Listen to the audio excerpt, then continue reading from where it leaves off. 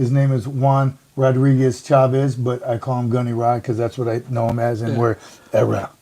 That's what we do. So you will call him Gunny Rod also, everybody on there.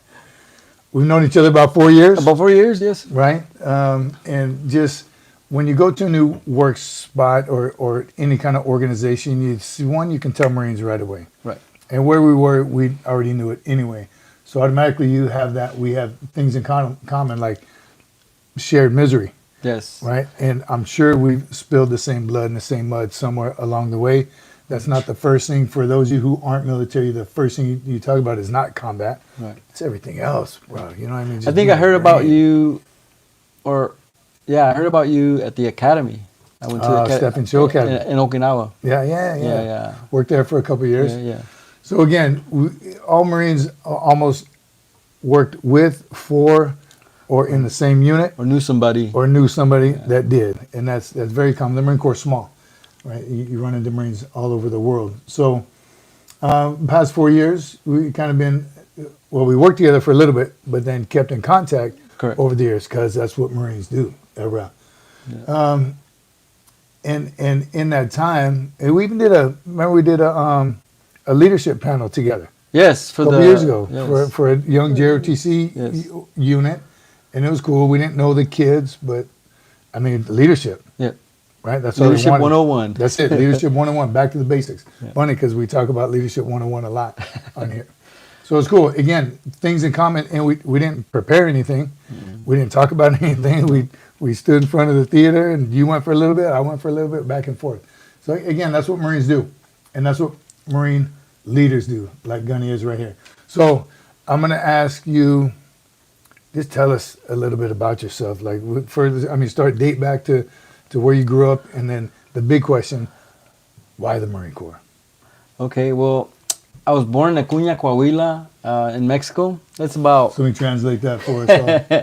And, so, believe it or not, I came to the States, I think I was like 5 years old. Wow. My dad crossed me and my sister over. Do you remember? I remember a little bit because... I think he put us to sleep. Yeah. And we came across, and my mom came afterwards, so she tells me. And went to Fort Stockton, actually, a ranch outside of Fort Stockton, Texas, and grew up there. Started school there. And then from there, I moved a lot when I was young. Into Sheffield, Texas, which is a funny story I'll tell you later about Sheffield. And then from there, I went to Sanderson, Texas. I actually graduated from Sanderson, Texas. Sanderson. It's 2 miles from water and 2 inches from hell, pretty much. Really? Yeah, that's what we like to say. Just what I've learned about Texas is it has the most cities of all the states. First of all, it was its own country, or which is going to be the Republic of Texas. Republic of Texas. The great state of Texas is awesome. Yes, but so many states, cities, that even people from Texas hadn't heard from that city. That's how big it is. Yes. I mean, it's in West Texas. It's located in West Texas. Okay. Had a blast growing up. And so I grew up in a ranch most of my life till the middle of my sophomore year. We moved into town to Sanderson, actually. I was going to school in Fort Stockton, and then we moved to Sanderson. And like I said, I graduated there. But all my life I grew up working with cattle, sheep, goats, riding horses. What kind of grades?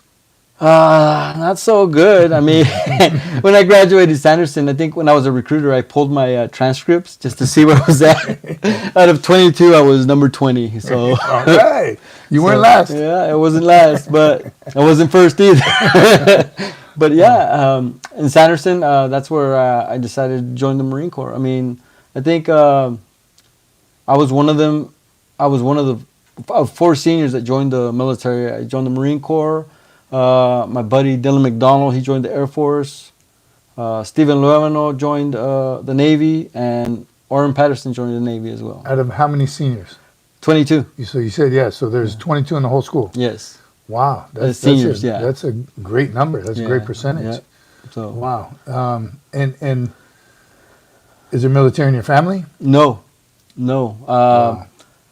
So I have actually 3 cousins that were in the Marine Corps as well. That I found out. After you. Yes. Yeah. That I found out about them later on. Wow. I ran into one of them in 29 Palms. Really? Yes, I was like, hey, I'm your cousin. Like, what? And he was Motor T as well. And he went to the schoolhouse while I was a staff in CYC. Wow. Yeah, but I didn't know, like, Yeah. it's another Chavez. Or Yeah, yeah. But, yeah. Wow. Okay. So again, here comes the ultimate question: why the Marine Corps? So I'll tell you a story about, I was in Sanderson, and it was our senior year. And we went to a college fair, as they call them, to Fort Stockton. And you walk around and you talk to all the Businesses, the right. schools, and they're giving you goodies and this and that. Yeah. And obviously, all branches are there as well, and everybody's giving you goodies. So I got up to the Marine recruiters, and both of them were there. One of them was sitting on the table, but they had nothing on the table.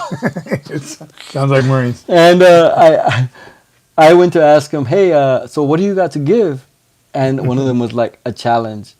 And I was hooked. I was hooked. That's good. I was hooked. I'm like, man, That's like, good. I want that. I want You that. no pencils, no stickers, Nothing. no nothing. Right? Nothing. I didn't get nothing until after I enlisted. Yeah. Wow, that's good. That's a good tactic. Yeah. Recruiters out there, you better pay attention. Yeah. That's how you got it. That's good. Okay, so that was your senior year. My senior year, so You didn't plan on going to college? no. I Yeah. mean, I didn't have the grades. Yeah. I didn't have the grades, and plus, we didn't have much money. I mean, when I was young, a very young age, my parents divorced, and my grandparents, my dad's parents, raised me and my sisters and I. Yeah. And yeah, I grew up with them, and my granddad was very old school. Yeah.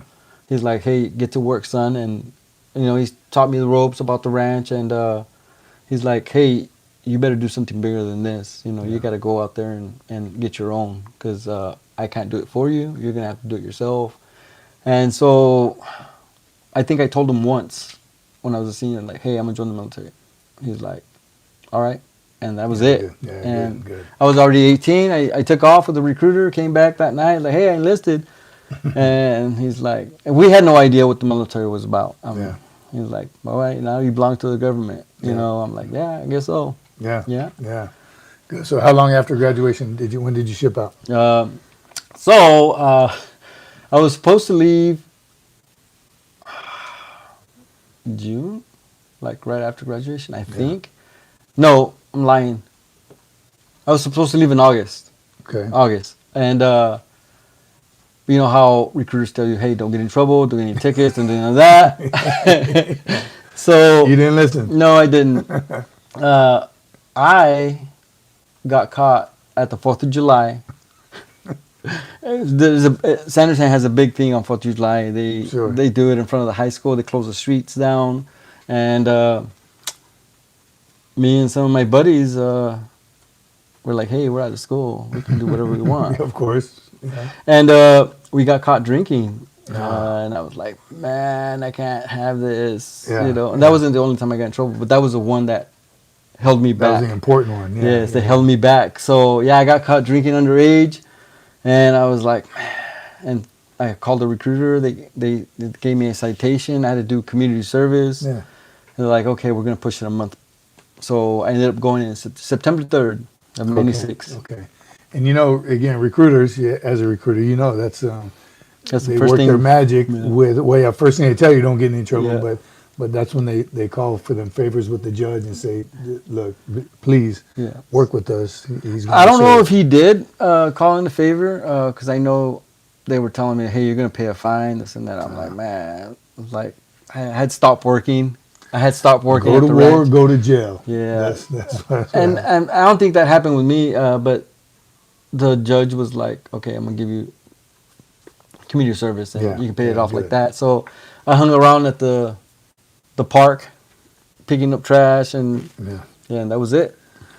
Good. Okay, so the next question, and a lot of kids, kids getting ready to go in, ask about MOS a lot. What MOS? What's the best? What's the worst? Well, I'm more Why'd the you T. choose? Yeah, why'd you choose? I didn't. I think it was an open contract. Yeah. And I was like, okay, whatever. So I'll be honest, and it was funny because I told the instructor like, I've seen all these movies, Rambo, like Chuck Norris Missing in Action, Commando. Like, yeah, I want to do something like that. They're like, look, buddy, like you go this, and then from there you get to pick this and that. Like, all right, whatever, you know. They tell you everything about, hey, this is gonna happen, this is gonna happen. Like, all right. So I did, and when at boot camp they tell you like, hey, 35. Congratulations. 35XX, you made it, son. I'm like, yeah.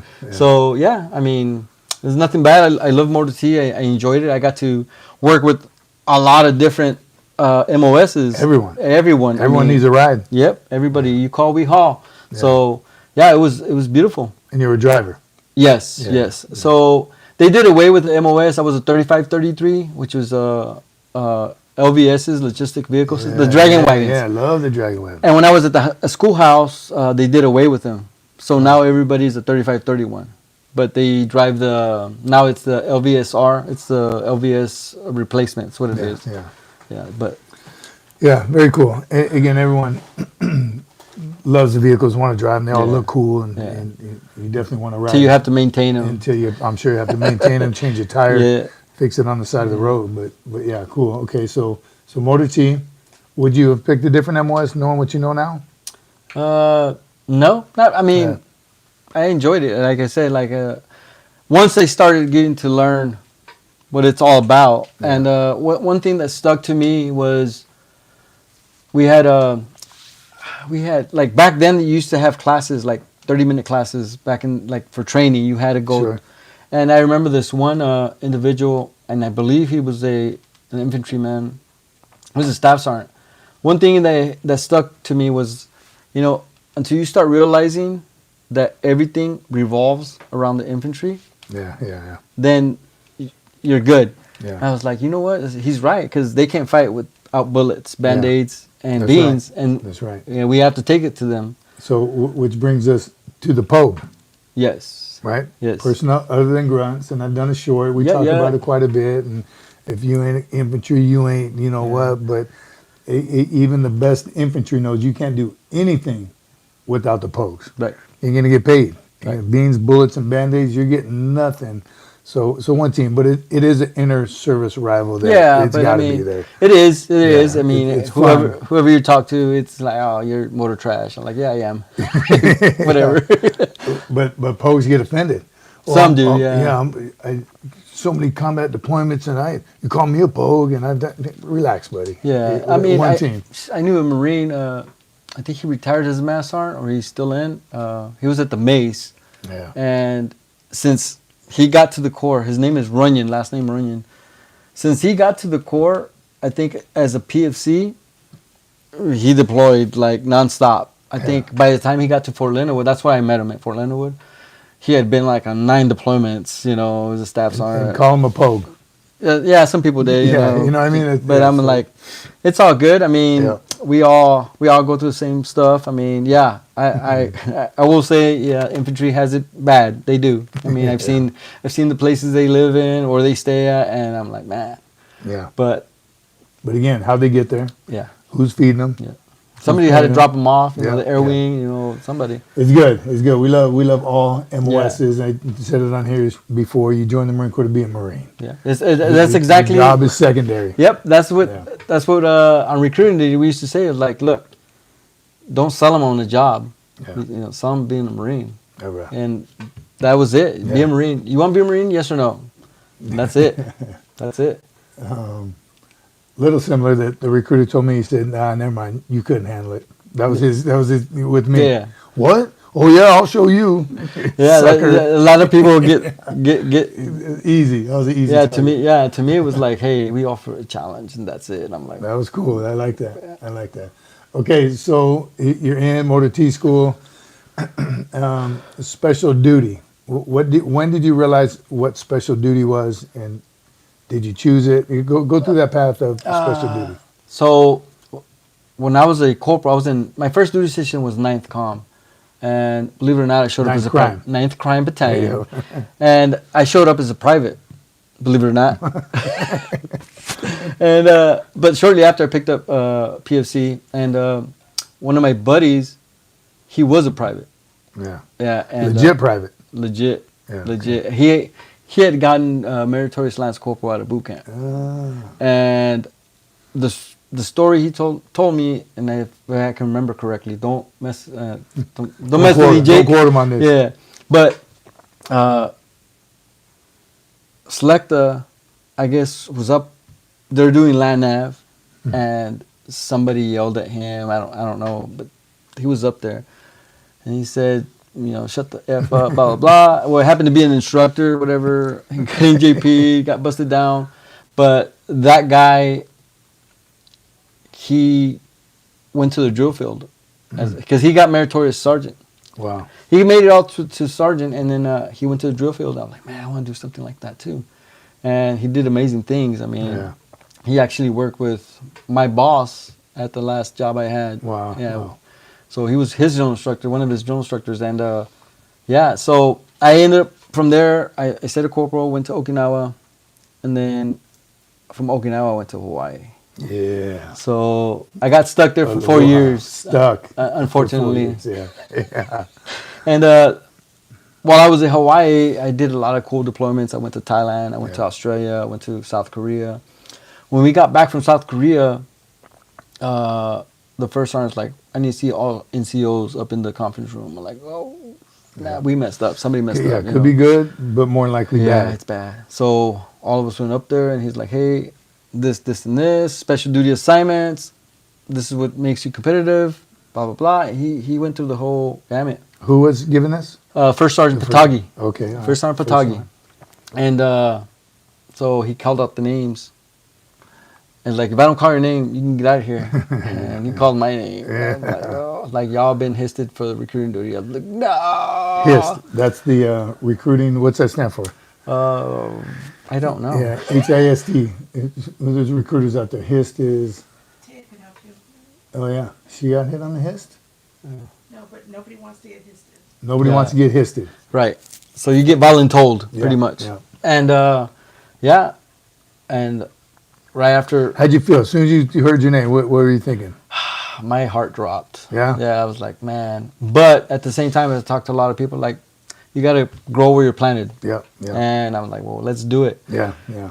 I was not successful. I'll tell you that right now. I was not. Where'd you go? Where's your first? Brownsville, Texas. All right. Oh man. So the RSS was Harlingen, and then the PCS was Brownsville. So it was a two-man fighting hoe. It was me and another recruiter, and I was not successful at all. I made it though. What was the quota? It was 3 per person, 3 per recruiter. 3 a month. 3 a month. Wow, in Brownsville, Texas. Yeah. Now some people were very successful there. Very successful. I think I just didn't have the. What years was it? Maybe that. From 05 to 08. 05. So that was in the kind of heat of battle. Yeah, we're plussing up. Yeah, yeah. I think 1 month out of the 3 years I was out there, 1 month I wrote 4 people. And I was like, yes, I got a 96. I was happy. Wow, I was happy. that's tough. That's high numbers Yeah, for a small town like that. Yeah. So it was us 2 in Brownsville, and there was 3 in Harlingen. Wow. So it's total of 5. So 5 times 3, 15. We had to get 15. 15. I think plus from 1. From the valley. Yes, from the valley. And then we were competing with McAllen, Weslaco. Which are much bigger cities. Yes. Yeah, yeah. I think Brownsville's pretty big now. Since I left, they've grown a lot. Yeah. They've grown a lot. I think they took over Rancho Viejo and Olmito, so coming this way. So. Yeah. Wow. Okay. So 3 years as a recruiter. I mean, you successful enough where you didn't get in trouble. Well, I got 2 adverse threat reps out of recruiting. Oh man. Yeah. Okay. Yeah. And that could. You were a sergeant. I got there as a sergeant, and I got there as a sergeant in. I went to school February, graduated. I think I reported here. Or Brownsville in May, I want to say, and then in January I got promoted to staff sergeant. Okay, all right. I got in trouble as a staff sergeant. I didn't do nothing malicious as far as, dipping in the Contact. pool, nothing like that. I Yeah, didn't do yeah. none of that. I became lazy, complacent, and I gained some weight, and I got adverse for that. For real? Yeah. And then I didn't know they give you another adverse when you come off on BCP. So you get two. Yeah, going on and coming off. Yeah. Yeah. And then Wow. ever since then, I stayed on it So 2 adverse as a staff sergeant. as a staff sergeant. So did that prolong your promotion to Oh gunny yeah, sergeant? yeah, I think it did. Passed how many P's? Did you get passed for I gunny? didn't. It did it. So it took you longer to get in zone. Yes. Okay. And then to all the guys from Hawaii, they know when I was in Hawaii, I couldn't shoot. Wow. I was bad. I was a marksman. And then finally, I left Hawaii and I got better. Yeah, I got yeah. super good. So It's- not super good, but I got good. Well, it's because the range in Hawaii, and if you don't know, you don't know. But the impact range Both of them.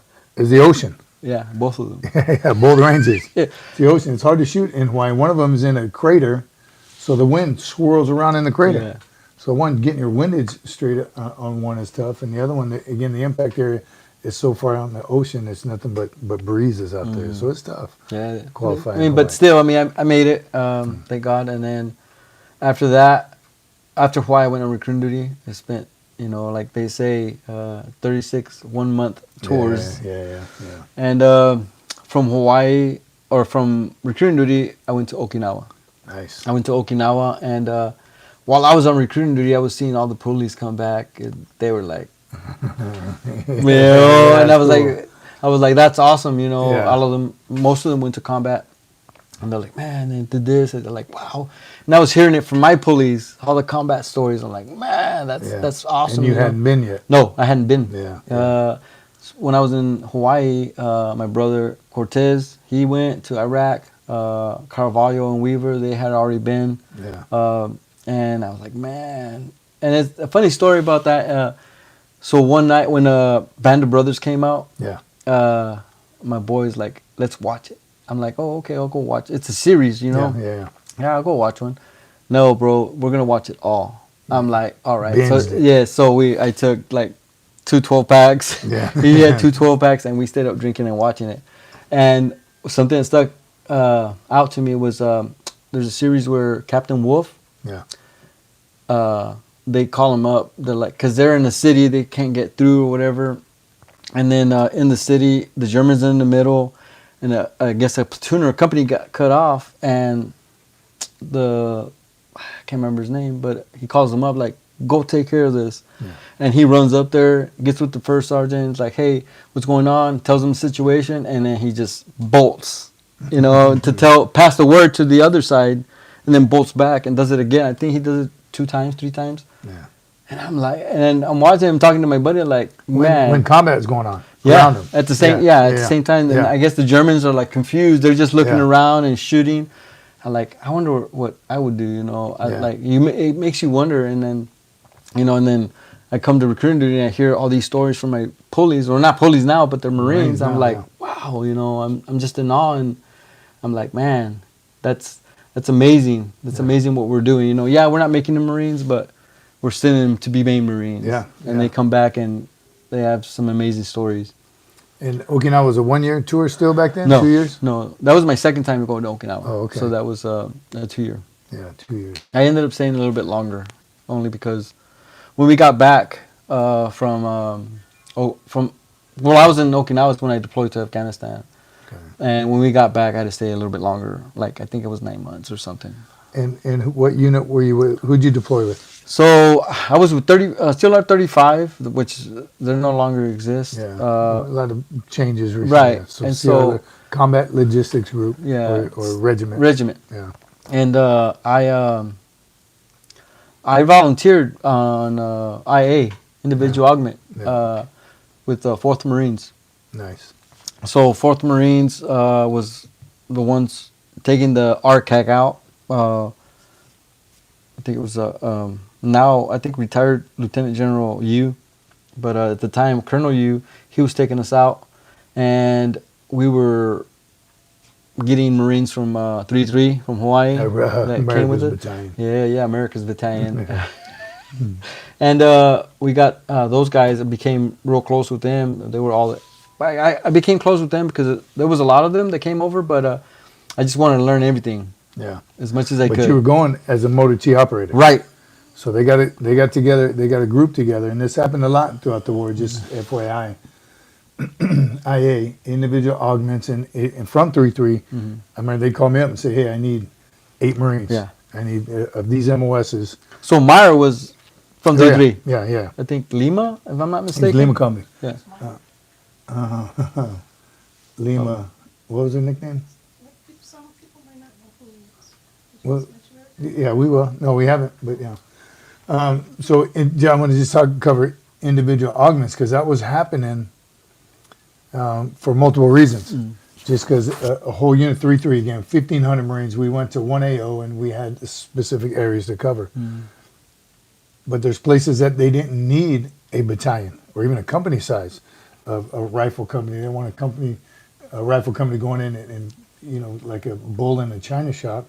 So they started making these smaller groups with individual augments, and that's every Marine to the fight. So it was, as mad as I was to give them up, I wanted to be one. Yeah. Right? I wanted to go with a different unit in a different area and just see the different, because you probably lived with the locals and the local soldiers. So we're building up just everyone just to catch y'all up. We're talking with Gunny Rod Rodriguez-Chavez that, and we're going into his first deployment. That was my first One and and only. only combat deployment. One and only combat deployment. So how long had you been in at this point? Oh, man. Yeah, you got to do some public math for Marines. Math for Marines. Right. I didn't bring enough crayons. I was already, I hit 10 in Hawaii, so 14 years. About 14 13, years. 13, 14 years. So I think. about 13 or 14 years. Training Marines, a recruiter finding Marines, or individuals to be Marines. All building, and the war's going on at this time, Yes. right? 2005, Oh, yeah. 6, that was kind of the heavy heat of Yes, it, yeah. Fallujah We and had all to that. plus up. Yeah, the Marine Corps is plussing up. That's why his numbers were so high for recruiting, and it's tough during a period like that. And of course, we didn't know what we're getting ourselves into, Yeah. right? We were trying to just swarm the entire area. Battalions were getting thin. Again, this is where the whole individual augments came in, working directly with Iraqi police force, Iraqi army, and not a whole lot of structure. Yeah. I mean, but Like go kind of wing it, like a small group of Marines with a large group of. yes. Yeah. Yes. And the best way to put it is like one of the guys from 3-3, retired Gunner Sergeant Tumbleson, he was like, they're in their infancy of them being an army. Yeah, And yeah. I was like, yeah, you know. The crawl, walk, run Right. phase, they're definitely in the crawl phase. Yeah, and when while we got were there, we actually took their AKs and gave them M16s. Because they, Yeah, they were still doing AKs. yeah. And we were still rolling in Humvees. Soft Yes. back. Well, no, Oh, it they was had- up armor Humvees, okay, but yeah. everybody But else, still, yeah. Had the em- Buffaloes yeah. and the MRAPs and Right. yeah. Wow. We had, I think, every our fob had 2 MRAPs or 2 MRAPs, I think, and every the cops had 1 MRAP yeah. if they were lucky. With about 35 cops, maybe 20. I guess every area is different. So I was, well, I guess with the headquarter elements, I was at the fob Joyce, and then we had Cop Pinnage, Cop Monty, and Cop. What's the other one? I can't remember. Yeah. I can't remember. I don't remember yesterday. Yeah. All right, so again, spending 13, 14 years in the Marine Corps, I mean, things are happening. And here's why I keep bringing that point up, because I was working at the Staff and Chill Academy in 2005. Okay. Just wanted to get the hell out of there Right. to go join the fight, right? All these Marines that were coming in, they were pulling Marines from the class to go to combat. Right. And like, you can't go because you're an instructor. We need you there. So I feel you, right? Did you want to get to the fight? I guess. Oh yeah, of course. Of course. Yeah, like everybody that's else. what Marines do. That's That's why it's such a significant time to say, release me, man. Let me go. That's what I've been doing. That's what I've been training. This is why I'm a Marine. So, I guess when I was in Hawaii, the same thing happened, and AI came out, and they were like, "Who wants to go?" And everybody, all the they needed one sergeant, and then all the sergeants were like, well, not all of them. Some of them that had just gotten back, they were like, "No, thank you. It's you okay, know, yeah. I'm good." And so me and my brother Cortez were like, "I'm going." He's like, "No, I'm going." Like, bro, no, you know. Yeah. And the master, I was like, "Look, one of you staying here with me, and the other one's going. Yeah. So y'all make a decision." And he's like, "Man, this, and this. I want to go. Blah blah blah." Yeah. All right, I'll catch it. I'll go on the next one then. And I didn't because I went on recruiting duty.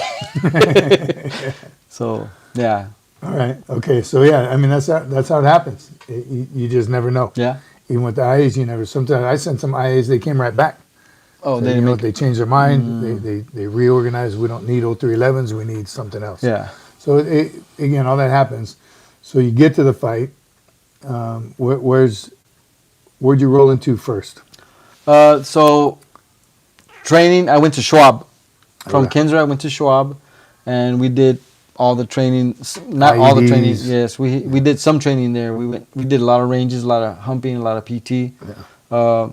And then from Okinawa, Japan. How big was that group of IAs? Oh man, we had I think 7 teams, and each team had 21 people. Oh, nice. Okay. So it was good. pretty big. Yeah.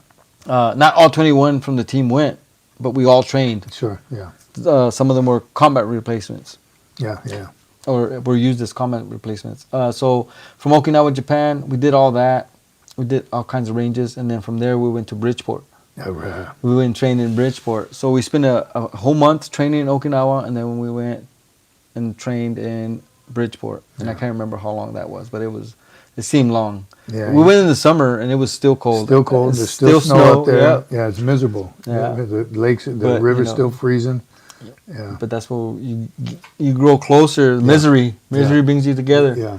And Shared misery. Yeah. yeah, and so we did that, and then as soon as we were done with Bridgeport, we went to 29 Palms, Yeah. and we did some training there. It was good training though. Yeah. Real good training. 29 Palms is, I think, the best training facility in the world. Mm-hmm. I haven't been everywhere, but Right. as much as Marines hate it, it's the best training. Yeah. You can shoot everything out there Yes, for one, everything. right? Any kind of ordnance whatsoever. So it's a great training area. Okay, so training's over. You probably go on some mandatory leave. Yes, we went on leave, and then after leave we flew Where'd back. you go for leave? Came back to the great state of right. Texas, Yeah. and went to Mexico too. Go visit some family. After that, flew back to LA. From LA, we went back to Okinawa, packed our stuff, and got on a plane, and we flew. It was weird because we flew in civilian attire to. I don't know. We came to the States. Germany? No, we Oh. came to the States first, and Oh. then we flew. It wasn't Germany. I can't remember where it was. But anyways, So from Okinawa back to the States, and then across like the pond. March Air Force Base, or where'd you land? Why would you do that? I have no idea. Just- It just was as a- weird how because people were like, "Why are we doing this?" Yeah. I'm like, I don't know. Yeah, This is my first time. Don't really care. Yeah, either. I was like, I just So- wanna get over all it. right. Yeah. And we ended up in Kuwait or Saudi Arabia. I can't remember. We flew in there, Yeah. and then from there we got into our green camis. Green camis. We were in green camis the whole time. the whole time. The whole time. The Wow. whole time. So we got to we got there, and then we got to Jalalabad finally. Yeah, yeah. And at Jalalabad, from Jalalabad we took a bird to we were Bagram, and then we got a bird to Jalalabad, and at Jalalabad the team that we were replacing came and picked us up, and we convoyed Oh, okay. out. Yeah. So a 7-day, 10-day right seat, left seat. Was it even that long? I think it was shorter than that. Yeah, probably Yeah, three it was- and 7 Yeah, days. like, here you somewhere. go, here you go, here you And that's go. the turnover. They call it right seat, left seat for usually the commanders or Mm-hmm. the sergeant major. You share. He's still in charge, and you kind of shadow him or her for a couple of days. Yeah. And then you switch, but he's still there just to kind of watch over you. I think it's great. Actually, it's as the new guy, you're like, okay, I got it, go. Yeah. But I like how they keep them there for a couple of days, just in case you have any last minute questions. They can tell you about elders. Look out for that guy, and this guy's full of crap. But this guy, I think it's good information. It is. But you also do want to get started. Right. You just got in country. Okay, so what's your billet in position when you get there, and how big's the team that you're with? So the team was. There was Let me do some math. 7, 10. You need to take your boot off. So it's 10, 13. I think it was only 16 of us. 16. Yeah, 16. So we had headquarters, and then we had Pinnage, Fortress, and Monty. So we all split up. Yeah. And so And what MOSs were with you and your team? So it was Motor T, Com, HE, Move Dirt. I'm doing this for the ones that say, well, I want to be a sniper, I want to be recon, I want to be a Navy SEAL. We had a combat engineer. Yeah, bruh. That's a backbone right there. We had AAVs. Yeah. Yuts. We had a corpsman. We had artillery. It was just a mixture. They just a motley crew. Yeah, pretty much. Yeah, good. Okay. Yeah. All right, so you're at your PB by now? You had a patrol base, a company outpost? Yeah, I mean, we were at Fob Joyce. FOB. Yeah, Okay. Fob. Forward Operating base. a forward operating base, and you had who? You had the police or the So we had the A&A. Across the street was the A&P, the Afghan police. National Police. Army and the Afghan National Police. Yes, and across the street, that's where they were at. They were stationed like right across the street in Sarkani, and there was Paved two. road? You have paved roads No. out there? All No, dirt? yeah. Okay. Not there. I mean, they started to. Yeah. The ETTs that were there for them were 2 Army cats. It was Sergeant First Class Westbrook, which we lost, and Captain Swanson. Okay. Those 2 were Only 2? only Army. 2. Yeah. And so we're here with the Afghans, and this is the big army, this whole thing. Wow. So we live with the Afghans, and the army was, Yeah. and we're the same area, just the Hescos divided us. That was it. Yeah. And you ate with them? Yes, we ate with them. We Smoke cigarettes with them, drink some chai. Yes, drink a lot of chai. A lot of chai. Chai is tea, for those of you that don't know. Or liquid cocaine. And they put more sugar in than they do tea.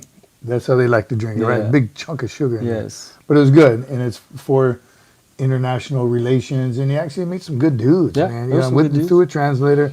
Some know a little bit of English. Yes. You got to sit on the ground Indian style, and that can get kind of painful at times, Yeah. but I mean, it was good because their beans were delicious because they were made like grandma Fresh. made them in Mexico. That was good. And then the naan, I mean, it was like a the thicker foot bread. I like to call it foot bread. Foot bread. I call them fat tortillas. Yeah, delicious. Yes, very, very delicious. and fresh all the time. They make all their stuff like Right that there day, in right there. in the Yeah, stove. so the food is good, definitely. Eating with your hands and stuff, kind of wonder where their hands have been. But, Right. But it's delicious. And how about their hospitality? It was awesome. They treat you like you're royalty. Americans can learn something about foreign hospitality. Yes. I'm telling you, wherever we went, they give you everything. They make sure you have plenty. Right. And what's funny about RNA, I don't know if I can tell this story, but Maybe. it's funny. So Gunny Johnson, I was his, I guess, A/.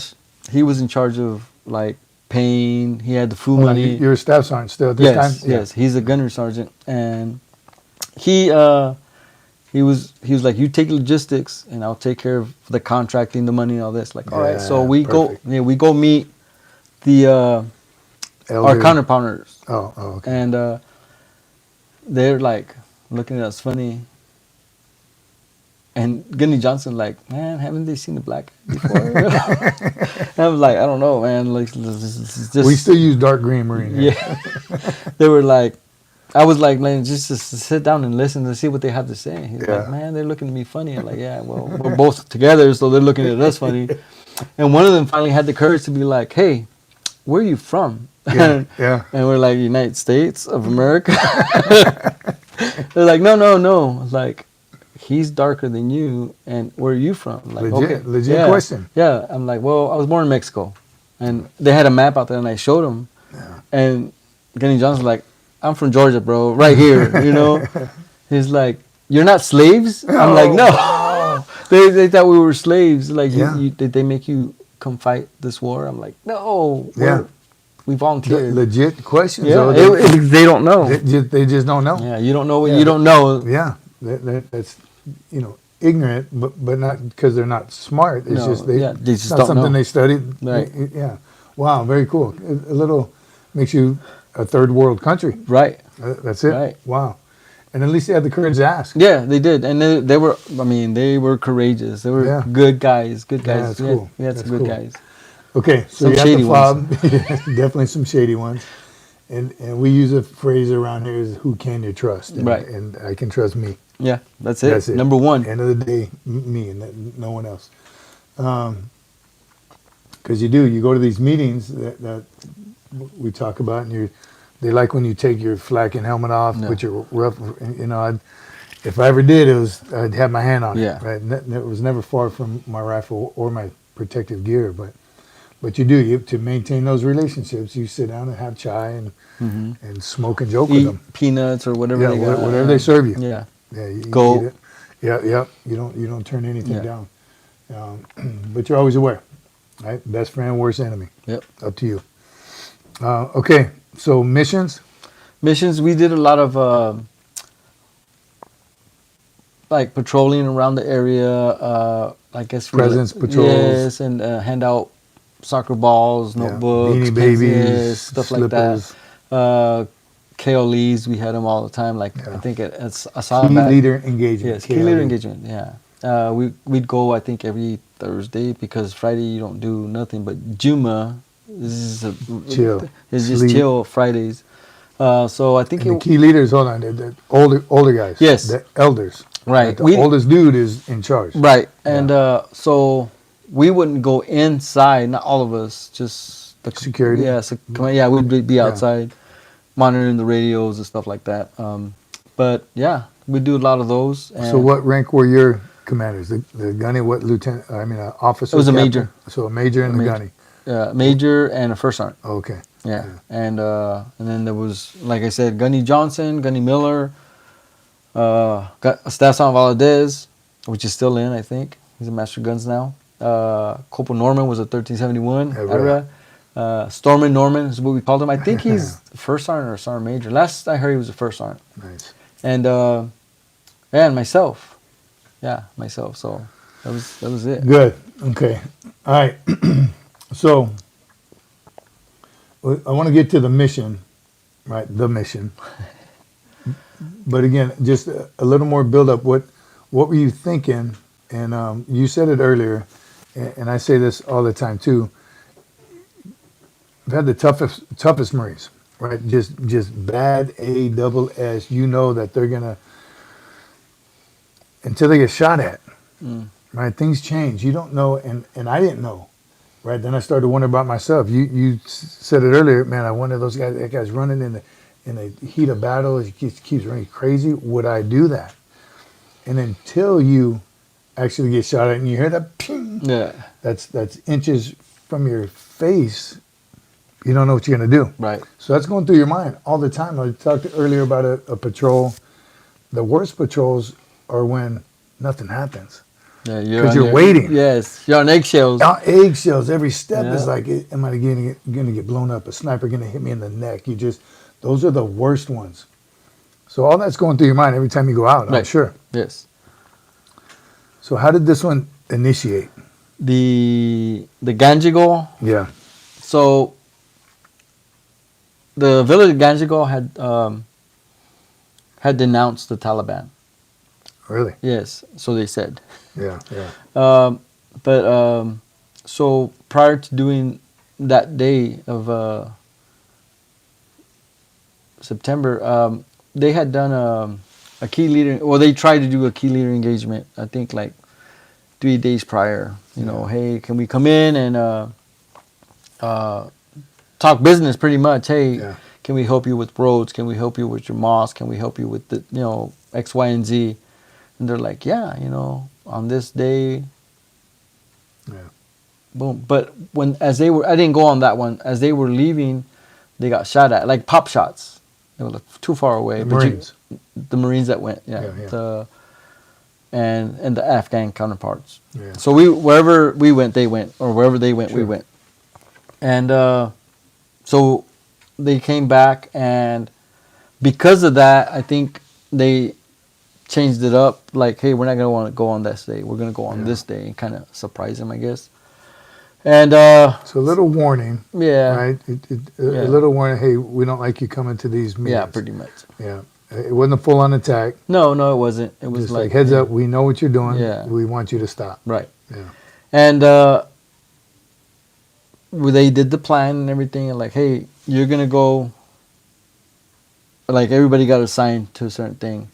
I have never said this, but I was supposed to be Gunny Johnson, and I switched at the very last minute Wow. because he was like, no, I'll go, because Gunny Johnson never left the wire. He never left. He was always busy with contracting, the chirps. Which is a lot of work. Yes, it's a lot of Yeah, work. So yeah. he couldn't leave because he had to continue. He's like, I want to go. Like, I'll take the 240. And he's a big guy. We call him Superman. Yeah. Like, I'll take the 240 and I'll go in Wow. the patrol. This is like last minute. I was like, are you sure? I'm like, he's like, you're the Motor T guy. It's like, you know these vehicles more What was better his than MOS? He was an ammo tech. Wow. Yeah. And we switched the last minute, and I was like, you sure? He's like, yeah, I got this, Damn. I was like, oh, he's like, I got this, SA. I'm like, all right. I'm like, okay. I mean, I Gunner Sergeant. Yeah. And yeah. Why would you say no? yeah. Yeah. So that morning, we got there. We set up the Humvees at the ORP. I can't remember what it means. And Did PCCs and PCIs. yeah. Right, all just that. checking gear. Checking Checking gear. gear. Make sure you got everything. So Water ammo. we set up in a 360 with the Afghan counterparts, and they had Cop Monty came down, and they went, and then Fob Joyce as well, and that was it. Just us Americans and our Kandex. Yeah. And Total about how many? so. And the AMP. I'm sorry, I forgot the AMP win as well. So them They didn't two do much. for and then They were 40. us it was nine Americans, Yeah. and then Corporal Dakota Meyer and I stayed back, and there was a Army doctor there for some reason. I don't know why he went along, but he stayed back in the ORP with us. And then Stasson Valadez and Gunner Sergeant Miller, they went up top, and Corporal Norman as well, to set up, guardian angels pretty much. Yeah. And they went towards the village, and it's in the valley. Yeah. Yeah, so it's kind of like a half bow. Yeah. And the mission was to, like I said, go talk to them, sit down, talk to them, drink chai, and Yeah. so That happens all the time. right, and the AMP and the ANA were going to set security and talk to the village people that were there, and The Afghan police and army. Yeah, army. And we took off from the FOB like at 3:30, I think. I want to say 3:30. And we set up, and everybody got ready, and they took off, and we're on the radio. We're on the same net, which I thought was kind of bad juju, because we ended up stepping on each other then. Yeah. It's a lot of people on one. Yeah. So, like, I want to say 5:30, because that's when Valadez got on the hook and was like, "Hey, they just turned off all the lights in the village. All the lights went completely dark." So how far is the village from the FOB? From the FOB, oh man, Humvee ride. maybe 10, 15 minutes. Oh, so not bad. Not far. And it was 5 o'clock in the evening. No, this is morning time frame. Oh, morning. Yes, 0 dark shoot. 30. Oh, okay. Yes. Oh, And so it's still dark out. oh yeah, Yeah. super dark. So like I said, at 5:30, I want to say 5:30. Wow. Lights went out, and Valadez was on the hook, and everybody was like, "What?" I'm like, "Yeah," and then soon thereafter, it was like 4th of July. Yeah. It's like it was RPGs, whatever they had, PKMs, and it was just And all the vehicles by then are in the village. No, we didn't take the vehicles. They patrolled in on foot. Oh, okay. So Dakota and I were on the hook, like listening to the radio. I think I got off and smoked a cigarette, and we were watching villagers come out. Like, what's going on? Wow. Like, this is a red flag. And Maya was like, "Man, we need to be ready in case you know." I was like, "Yeah." Wow, I didn't know y'all walked. They walked out there. They walked in there. Yeah. Yeah. And we tried to say, I mean, and everything happens for a reason, you know. They were like, "Hey, we're gonna walk in, and the vehicles are gonna stay back, and this is who's gonna stay back, and if we need you, we'll call you." Like, all right. Yeah. So that was the plan, and some people didn't agree with it, but Yeah. it does. I mean, what you think doesn't matter. It's Yeah. what's told. Hold on, before you go on, so you had a feeling. Yeah, I mean, It just didn't feel right. yeah, none of it did. Yeah, it just didn't feel right. Because, again, those meetings happen all the time. I can't even count how many Yeah. I went to. Mm-hmm. And 99% of them, it's the same thing over and over. I mean, we'll talk about complacency later, but you have a gut feeling on a certain patrol, vehicle or foot patrol. Yeah, mounted you know, or dismounted. Yeah. Mounted or dismounted, you just have a feeling, even when you're gearing up and you're doing the PCCs and PCIs and just something, you had that? Yeah, I mean, because this was major. Like I said, we called Monty Cop down, and they brought their A&A, and then us. So it was same Kandak, just different platoons. Yeah. And yeah, And you don't know of the police, of the army, the Afghan nationals. You don't know. Yeah, and exactly, and I think that's one of the reasons they moved it as Yeah, well, yeah. because I mean, we check them for cell phones and all, but Yeah. But another thing you don't realize, and this is the importance of the administrative side, to recognize all the soldiers and all the police, because a platoon of Afghan National Army looks the same today as it did yesterday. But you don't know how many switched out, right, right? The ones that are in the know, yeah, they didn't show up that day. some of them didn't. Some of them didn't Yeah, because they knew. One of the commanders didn't show up. Yeah, one of the commanders, and Yeah. you know, we weren't paying attention to the red flags, obviously, Yeah. and yeah. that. So, like I said, as soon as that happened, we're all on the radio, stepping on each other, like, "Hey, you know, blah blah blah, what's going on? Hey, they're shooting from here. I can't reach them with the 240." And so, from my understanding, Monty, to include Gunny Johnson, them four, they fought through, and they got into a building. The rest of them got cut off, and our first sergeant he didn't blow up, but an RPG went off close to him, so he got thrown out, popped his ears. Major Williams, he got shot in the arm. First sergeant, or Sergeant First Class Westbrook got shot in the neck, and then one of the Terps got killed. Yeah. And we requested permission. Dakota and I were like, "Hey, can we go in? Can we go help? Can we do?" And they're like, "No, it's too hot. You know, it's coming from everywhere. We don't know what's going on. Let us figure it out. You know, They the called fog for of air war." support. They called for air support at this time. So we called for fire because we had mortars at the Army had mortars at Joyce, and they wouldn't fire because it was too close to the village. Yeah. So I think they ended up, if I'm not mistaken, 2 or 3 rounds, and we we asked for Willie P. Yeah. They're like negative, or like we'll shoot smoke at least so they can screen. out, yeah.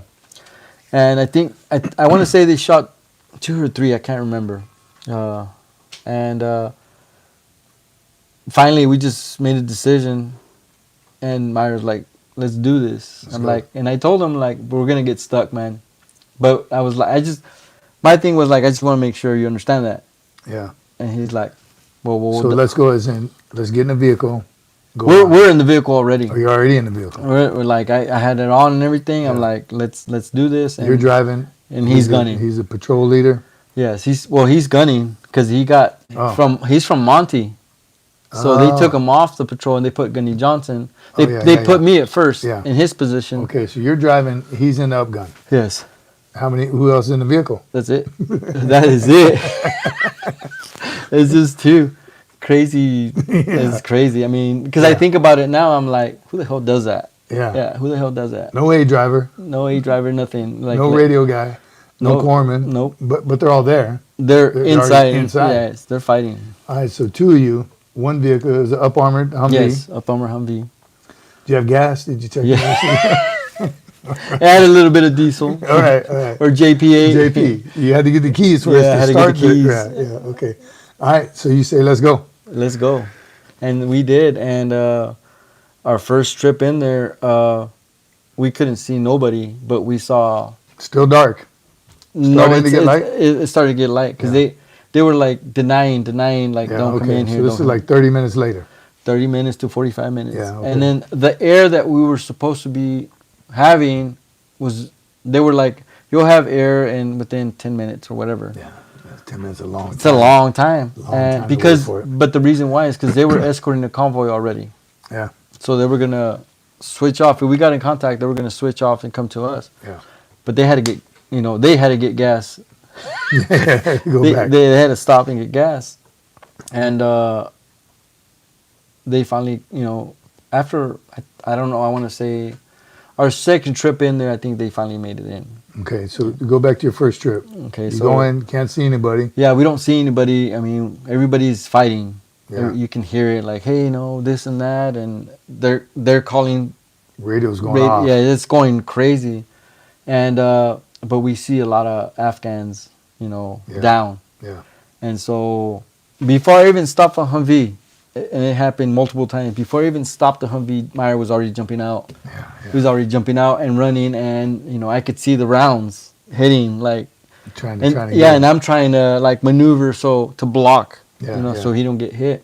And there was a lot of times that came close, but we picked up as many as we could, Yeah. and we took them back. And I think the second time is when the first sergeant that I mentored at the ANA, he had gotten zipped, like it was this way. I can't remember, but he was limping and he jumped over a tourist. And I'm like, I opened the door, like, get in. And he got in, and we piled as many as we could and brought him back out. And he didn't want to Back get the out. fob. He didn't Yeah, wanna get no, out. not to the fob, to the ORP, where the rest of the Humvees are ORP at. setup, yeah. And he didn't want to get off. I'm like, bro, we have to go back. And it's not funny, but it's amazing what adrenaline does. Because Yeah, he was yeah. like, too dangerous. Don't go. And Yeah, he yeah. was speaking English. And I'm like, bro, you got to get off. Yeah. Like, we have to go back in there. Our boys are still in there. And so Meyer kicked him in the shoulder because he's on the gun. And I opened the door and I pulled him out. I'm like, get out. Like, well, obviously, there's a lot of different words were said. Sure. And he finally got him out. And I think the third time is when we saw the first sergeant, the major, Captain Swanson, Lieutenant Fabio, which is a combat engineer as well. Yeah. I think he's like a lieutenant colonel or colonel now. And Captain Swanson helping Sergeant First Class Westbrook. And So that's the third load. yes. Yeah. And so as soon as I saw them, somebody had thrown a smoke grenade. It was yellow, I believe. So as soon as I saw him, I just sped up. I'm like, well, let's go be a blocking. Yeah. And Meyer was just going off on the Mark 19. Oh, yeah, the Mark 19. Yes. Nice. Which went down, of course. Of course. And it went down. And so they made it to safety. We were still in the middle of the village or the valley, and started getting shot at, obviously. But we were getting shot at the whole time, but we came back out. Meyer jumped off again, but before I stopped, it jumped out, provided first aid for the first sergeant and the major, and I just took off. And I went by myself, to go get a Humvee, because we had to get another gun. Yeah. And, I mean, the Humvee was shot to hell anyways, but I went and got another Humvee. And I'm going to say this right now, the CFT, I ran the CFT before the CFT came out, because I went and grabbed... You created the CFT. I don't know if I created it, but I went to a different Humvee. I went and got another Humvee, and it had this combat load, but we had more ammo in a different Humvee. So I went to that Humvee, I grabbed as much ammo as I could, and I ran. There you go. Threw it in there, got in the Humvee, and took off again. And by that time, I picked up Meyer, and the major and the first sergeant got medevaced out. Yeah. I think they by a Humvee or one of the soft shell trucks, and then we went over there again inside and trying to raise these guys, and we couldn't raise them, and on the radio. On the radio. And I think that's when Valadez got on the hook. He's like, bro, you're about to get surrounded. Yeah. You're about to get surrounded. Yeah, like, you're about to get surrounded. And Meyer grabbed his M4 and started shooting, because he couldn't, obviously, because we had a 50 cal then. The second time I went and got a 50 cal, and he couldn't, what is it called? Because he was hit. He was injured? Yes, I believe so. No, he hadn't got hit. But he couldn't maneuver the 50 cal. No, it can go, because they were that close.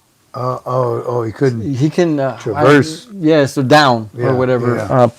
Because they were too close. They were close. That's a long range weapon. Yeah, and he had to get his. He was shooting M4. Pistol. Did he have a pistol too? Yeah, he had a pistol too, but he was using his M4. Yeah. And I had magazines. I was giving him magazines as well. I had a grenade launcher too. I had a 203 on mine. So we were going in there and nothing. So they had already. They called air for Sergeant First Class Westbrook. That was Captain Swanson. He called a medevac for him, and they took him. And I think they took the first sergeant in trucks, in the A&A trucks. They took him to the FOB. Yeah. And then after that, I think they took him to. I want to say they took him to, or they all went in the same bird. I can't remember. Yeah. So I'm thinking about it now, because I know my citation says 4 times, but I'm thinking about it now. I think I went more than 4 times. Yeah, I mean, just talking about it, 4 times with the vehicle. And one time you ran in or walked in to get another vehicle that was already there? No, I drove the vehicle back. Yeah, man. Okay. So yeah, I mean, 1 time is enough, but 4. But I mean, like you say, I mean, I want to believe that anybody in my shoes would have done the same thing. And we talk about that on the show too, as well. You know, what I mean, that's what we're born and bred to do. But we're not always. Everyone's not always in that position. But still, it doesn't negate the sheer will and cojones. Yeah. Can they say that? Yeah, I guess. Intestinal fortitude. There you go. To go once, but then a second time. And that third time, bro, you know what I mean? It's, and I don't even want to say crazy. That's what Marines do. I think because we're crazy. Yeah, crazy. So did Dakota Meyer get hit? He did, and now I don't even know when he got hit, but he got hit by shrapnel in his shoulder, and he fell down in the turret. He was in the turret. He fell down, and I, as I'm driving forward, I'm like, "Are you okay?" He's like, "I'm hit." I'm like, "Are you okay?" Yeah. He's like, "Yeah."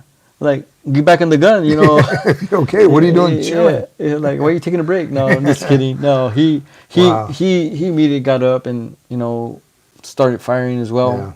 Yeah. There was a point where he said, like, there's women and children, and I'm like, wow, he's higher than me. Obviously, he's up in the turret. Yeah. And I'm like, man, I see people everywhere, you know, it's true. I say it now, it's funny that I say dead bodies everywhere, and it was true because there was all kinds of Afghans everywhere. But we finally got QRF, the Army came by, and Wow. I don't know what kind of vehicle it is. I guess it's a Striker. Yeah. I don't know. It's kind of weird. It's like a The engineers use them for IEDs, one of those? no, not Strike, I've heard it, I just can't picture it. I don't know if it's that, but it's like an LAV. It looks like an LAV, Yeah. not an AEV, but an LAV. Yeah, the Army does have those weird looking vehicles. Right. The front looks the same. Yeah. And they came, and Meyer got off and like, hey, follow us. We're gonna go, cause more chaos. Yeah. And they're like, negative, we don't have permission to go in. I'm like, what? Like, well, let's go, bro. And like, they're not gonna come with us. Like, and Meyer's like, let's go. And so we went again by ourselves. And every time we went in, we'd, pick up more bodies. Yeah. And finally, PJs came on station. Nice. Air Force. Yes, the Air Right. Force. They got some too. The Kiowas, we already had air support, and they were awesome. They were. Yeah. Whatever they're called, hellfires, they were just creating hell for the Taliban. Yeah. And they were firing away and letting us, obviously go in there and try to have a look-see and see if we can find the guys. Yeah. And finally, when the PJs came on station, they're like, yeah, we see 4 bodies. I'm like, fuck. And they were like, we're going to drop purple smoke so you can see where they're at. And by that time, Captain Swanson was with us. Lieutenant Fabio was with us. Monty's Terp was with us. And yeah, because Captain Swanson, he was Highlander. He was like, this Highlander dropped smoke. And they did. And we saw purple smoke, and they were like halfway, like they were bounding back. Yeah. And they dropped smoke, and we went in there, and that's where they were at. So Lieutenant Fabio got on the gun, the up gun. Meyer, the Monty, his Terp got out, and Captain Swanson got out. All 3 of them got out, and they went and found our fallen. Got 'em. Yeah, and got them. And then we covered they put them in the Humvee or the back of the truck, and they took off, and we were behind them, trying to provide Everybody cover. out. Everybody out. Nice. And what's awesome about after all that, I mean, this started at like 5:30. We didn't get back, I want to say like 3:30, 4:30 in the afternoon. No way. Yeah. Almost 12 hours. Yeah, almost. I think it was 8. Yeah. I think it was 8. So there was a ODA unit out there, Yeah. and they went in there and just to clear. Yeah. And by the time they got there, they said that there was no telling about bodies. I guess they had picked them up and taken them. Cleared it. Yeah, Cleared everything. yeah. All evidence, especially anyone Yeah. still alive. What about, did you get hit? I didn't. Really? I didn't get hit. It's a miracle. It's a miracle. Yeah. It's a miracle I'm still here right now, right yeah. here. So it's a God works in mysterious ways. Yeah. Only He knows why He That's kept it. me alive. He had a plan. He had a Yeah. plan. Wow. Okay, so you come back, you get accountability, gear and equipment. Did you lose any gear? They took the guys' gear. Yeah. Yeah, they took their gear. Well, not their helmets, not their kits. Weapons. Yeah, and weapons they did. Radios. Yeah, I'm weapons, sure. weapons and radios they took. Yeah. It had y'all not found, they would have taken everything. Yeah. To include Their them. bodies. Yeah, to include their bodies. Wow. Man. Okay. So again, now everyone's back again. Accountability. Yeah. What's the next couple of days like? It's Yeah. it's you can't. I don't know. I can't explain it. They were, we got guys missing now. Yeah. You're used to waking up and hey, they're just not there. Yeah, anymore. they're not there no more. Yeah. And so, I mean, we continue doing what cleaning weapons. Mission still's got to continue. Yeah, continue. Yeah. So, I think a week later or 3 days later, I can't remember. The colonel came up in a convoy, and to check on us. Yeah. And Chaps, you have a chaplain come out? there was a chap, the army chaps was over there. Yeah. We had no first sergeant, we had no major because they got flown to Bagram. Yeah. The major got back. He came back because I don't think his He came back in country? Yes, he was still in Afghanistan. He was so in went to Bagram, the- yeah, or Bagram. either Jalalabad One or of the two, Bagram. Yeah, one or two. And they got a great facility there Yeah. anyway. Yeah, Baltimore always. Yeah, that's what I hear. Yeah. And the first sergeant, he was worse, so he ended up going to Germany, but he came back. Oh, he came back too? He came back as well. Oh, good. Yeah. Good. Wow. So we had the only officer there at the FOB was Lieutenant Fabio, and when you see something like that, I want to say that it breaks a little bit of your heart, of your Sure. soul. Yeah. So obviously we weren't right in the mind and the heart, but we were still doing like what we had to do.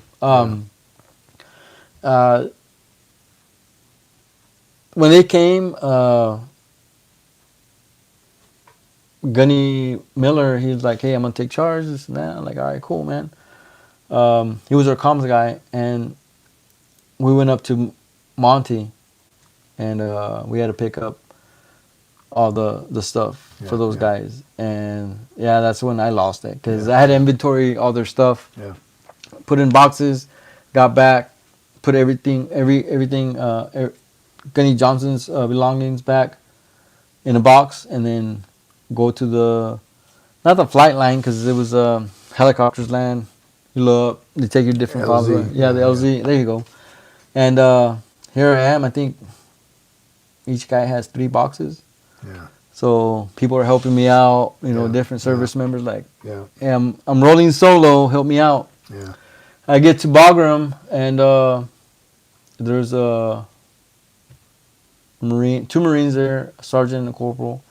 They're like, "Hey, you Staff Sergeant Rodriguez?" And they're like, "Yeah."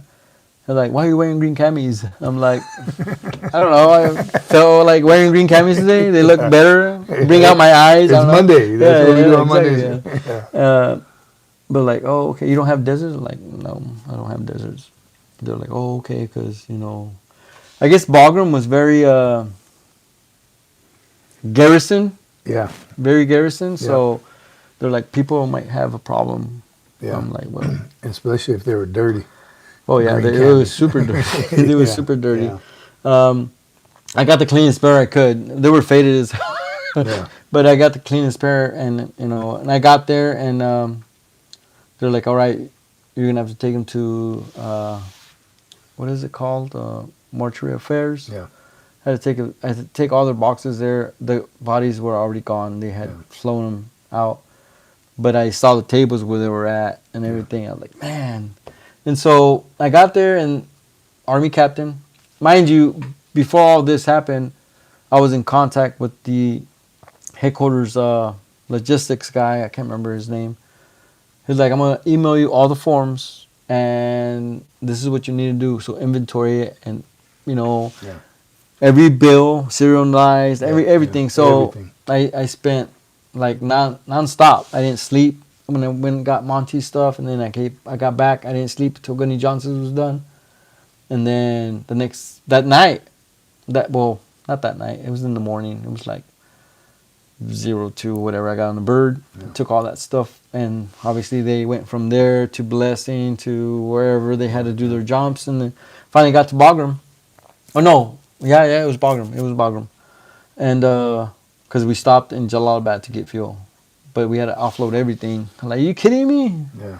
Offload everything from the bird, and then they filled up, and then we put everything back in there, strapped it down, got to Bagram. The sun was coming out, and I was like, man, I need some coffee. Yeah. And I got coffee, and then went to see that captain at Mortuary Affairs. I handed him the forms. He's like, "These are the wrong forms, bud." I'm No. like, "You gotta be kidding me!" No. He's like, "These are the forms we need." I'm like, "Oh my god!" So Probably same information, just yes, different. Yeah. yes, it's, Numbers are different. Instead of USMC at Army Yeah, or yeah. whatever. I'm Wow. like, And I didn't argue with him. I was like, man, I'm too tired to argue. Yeah. Like, fine. So, but luckily, the corporal and the sergeant, they were gracious enough to help me. They helped, yeah. And they were awesome. They were awesome. I can't remember their names. They helped me out and got everything done that same day. Nice. They let me sleep. I slept with the gear. Because I don't know if you can't leave it alone or not, but I didn't want to leave it alone. Yeah. You know, it was locked up. It had locks, but but still. I slept there in that same office where we inventoried and then took it back the next day, and they were like, all right, you're good to go now. Wow. I was like, man, this was such a, pain, Yeah, but yeah. it has to be done. I Yeah, understand. and worth it in the end. The Right. family appreciated. Yeah, I'm sure they all did. their stuff. Yeah, I'm sure they did. 100%. It's amazing, kind of like that movie Taking Chance. You know what I mean? Yeah, that gets me all the time. Yeah, yeah. And then the mission's not over. Right. You still got time in country. Yeah, we didn't rotate out of there till, this happened in September. Shoot, we didn't rotate out of there till April or May. 7, 8 months later. Yeah. Wow. Yeah. And then we went back into Ganjgal. Yeah. I actually got to take some R&R. I went back home and I was helping my oldest with her homework. And out of nowhere, my phone rings. And it's Dakota Meyer. So after all that happened, Meyer was, he got out. They pulled him out. Yeah. They pulled him out. And I got a phone call. I get a phone call and it's Meyer. I'm like, hey, how you doing, bro? This and that. He's like, hey, I told him, like, yeah, we're going to go back in. He's like, don't go without me. I'm like, man, it's already in, Yeah, it's like, we're not waiting for you, man. He was like, back stateside. Yeah. Yeah. And I was too, because I was on R&R. Oh, yeah. And I got, it's a crazy story, because I got back to Bagram, and first of all, I was late. I thought I was going to be away, missing the movement. Yeah. And it was super cold when I got back, because it was January. Yeah, it was snow everywhere, right? Yeah. And people don't believe it snows there. Like, oh yeah, it snows a lot. Yeah. So I get to Bagram, and they're like, you can't leave for another week. I'm like, what? I'm like, well, so where am I going to stay? Like, oh, we got a room for you. Like, all right. So I get a hold of the major, like, hey, I'm stuck, like Chuck. Yeah. And they're like, what? And so I got stuck long enough for First Sergeant to get back from Germany to Bagram. Wow. And he's like, how long you been here? Like, a week. He's like, no way. So prior to that, like 2-3 days later, or prior to him getting there, the Commandant of the Marine Corps shows up to Bagram, and Sergeant Major Kent. Yeah. And they were like, hey, you're Motor T, right? Like, yeah. Like, can you drive in the snow? I'm like, hell yeah. Let's do this. Where are we going? He's like, we're going to pick up the Commandant. I'm like, what? I'm like, all right. So Okay. we go pick him up, and we take him to the headquarters, and I got Sergeant Major Kent with me and the Commandant in the back. No A driver, just me and them. And You don't need an A driver. You prove that. yeah. But at this time, nobody knew what was going on, and because I wasn't advertising it either. Yeah. I can hear them doing their secret squirrel stuff, whatever. So I drop them off. I get off. I open the door for Sergeant Major Kent, and I go open the door for the Commandant. Sergeant Major Kent's like, do I know you? I'm like, I don't think so, Sergeant Major. I'm Staff Sergeant Rodriguez-Chavez, blah, blah. He's like, he gives me that big old squeeze. He puts his arm and squeezes me. Like, okay. And the Commandant, like, sir, blah, blah. And, of course, we don't salute. So I didn't salute. And he just got off and gave me a big old hug. He's like, hey, you can come watch Super Bowl with us? I'm like, what? I didn't know that Super Bowl was going on. And I got to sit down with them, watch the first quarter of the Super Bowl, drink some coffee, and then I was like, I got to go, gentlemen. And so I went back and went to sleep. So that was pretty cool. Yeah, heck yeah. It was pretty cool. And he was good. He was a good Sergeant Major. Yeah, he was. Sergeant Major Kent was a good guy. Down to earth. Yes, he was. Just a Marine. Yeah. Yeah. Wow, that's very cool. Super Bowl with the Commandant and the Sergeant Major. Yeah. And then you finally eventually went back out. So I started working there. Like, Oh, you stayed there? yeah, I stayed there until first sergeant got back. You know, I was helping them with the vehicles, moving stuff around, just to keep busy. And finally, the first sergeant showed up, and he's like, "Man, we got to get up there, this and that." Like, well, I've been trying to, but they're telling me that I can't. Yeah. So he was like, "Let me make some phone calls." I'm like, "Cool." He made some phone calls. Went to the terminal. The guy's like, "Yeah, you can't do this and that." Like, look, man, listen. And I think this is when my recruiting skills came into handy. I like, look, bro, I'm gonna go buy you some Popeyes and whatever else you want. Yeah. Put our names on the list. We got to get back up there. He's like, All of a sudden. yeah, there was a plane. We got to Jalalabad. We spent a day in Jalalabad, and then I went to check us in because they were gonna send us in a chopper from Jalalabad to Joyce. And when I went and checked in, there was a lady, and she had a picture. I'm like, "That's Marfa, Texas, isn't it?" And she's like, "How do you know?" Like, "I'm from West Texas, you know, blah, blah. We used to play football against them." And she was like, started talking to her. And she's like, "Where are you going, honey?" I'm like, "I'm going to Joyce, and it's two of us, and we got gear." She's like, "I got y'all." Nice. So got us to Joyce, and yeah. Nice. Good. Oh, man. Amazing. How are we on time over there, producer? So, good. And I'm sure you're tracking all the comments? Good. Okay, good. Okay. So, and we'll finish up. And you mentioned Dakota Meyer quite a few times, and I have a feeling, again, not looking at the comments, people know about him. And without going deep into it, anyone who knows, there's a little controversy about. So Dakota Meyer earned the Medal of Honor. Right. So did Captain Swanson. Same Captain day. Swanson did too? Yes, for the same day. And you earned the Navy Cross. Right. What other awards were received that day or earned that day? Lieutenant Fabio also received the Navy Cross. Okay. So two medals of honor, two Navy Crosses. Right. And then Sergeant First Class Westbrook, he received a Silver Star. Silver Star. And everybody else that was there got a Bronze Star with V. Yeah. That just tells you what kind of combat action was there. Yes. Amazing. Was Tim Kennedy there? She said it was Tim Kennedy. It was Tim Kennedy there. And we could have used them You with could have used that bag of 45 hand grenades in one wow. rucksack. Yeah, you definitely could have. Wow, amazing. Amazing. And here's the funny part about all this. I told him I wasn't going to ask him too many questions about that actual combat experience, but amazing. Love it. And it just shows the true warrior spirit, man. You know, I mean, this is what this channel's all about. I can't wait to see the comments after, but huge. And only for time purposes, after you got back to the States. So wait, hold on. Because at one point you had been there like 8 months already. How long was the deployment itself? Was it a year? Deployment? No. It was more than 7 months. Yes, I think it was 9 months. Yeah. So typically, typical deployments for infantry, 7 months. Right. Give or take a week or so, but nothing over 7 months. But IAs are different. Right. Sometimes when you go as a division, that could be a year. I know they stopped the 18-month one, but Army goes typically for a year, 18 A year and months. a half. So I look at it this way. Let's say it was 9 months. After intense combat like that, and you still had to be there a few more months. Any other skirmishers or anything besides that? Pop shots? Maybe? Yeah, pop shots here and there.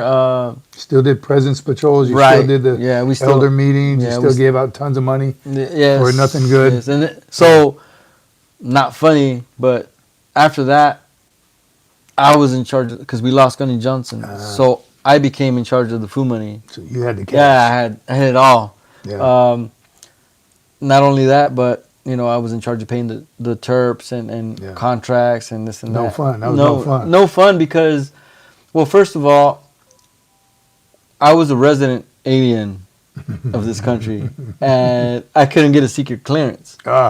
And then they find out my contract. It said Houston, Texas. And like, I'm not from Houston, Texas. I enlisted in Amarillo, Texas. And they're like, what? I'm like, and you're not a citizen? I'm like, no, I'm a resident alien. You know, I have my I-55 card. And they were like, what? They're like, so you can't go into the talk. But I got into the talk. You had to. I had to. Yeah, And you're dealing with all that money. all the money and emailing back and forth, talking on the SIPR and all that, NIP or whatever. And they were like, no way. I'm like, yeah. And then finally, when I got back from Afghanistan, so I had submitted my paperwork when I was in Hawaii. Yeah. And I didn't hear nothing back. I submitted again in Okinawa. For clearance. No, for citizenship. Yeah. Back up. Yeah, for citizenship, I couldn't get no clearance at all. Yeah. And I got back from Afghanistan to Okinawa, Japan, and I went to check on my paperwork. Like, hey, what is going on? And there's a lot of things that happened when I was in Okinawa, but thank God I had Sergeant Major Schmidt. He helped me out a lot, just different crazy stuff, and nothing bad on my part. It's just how the Marine Corps works. Yeah, yeah.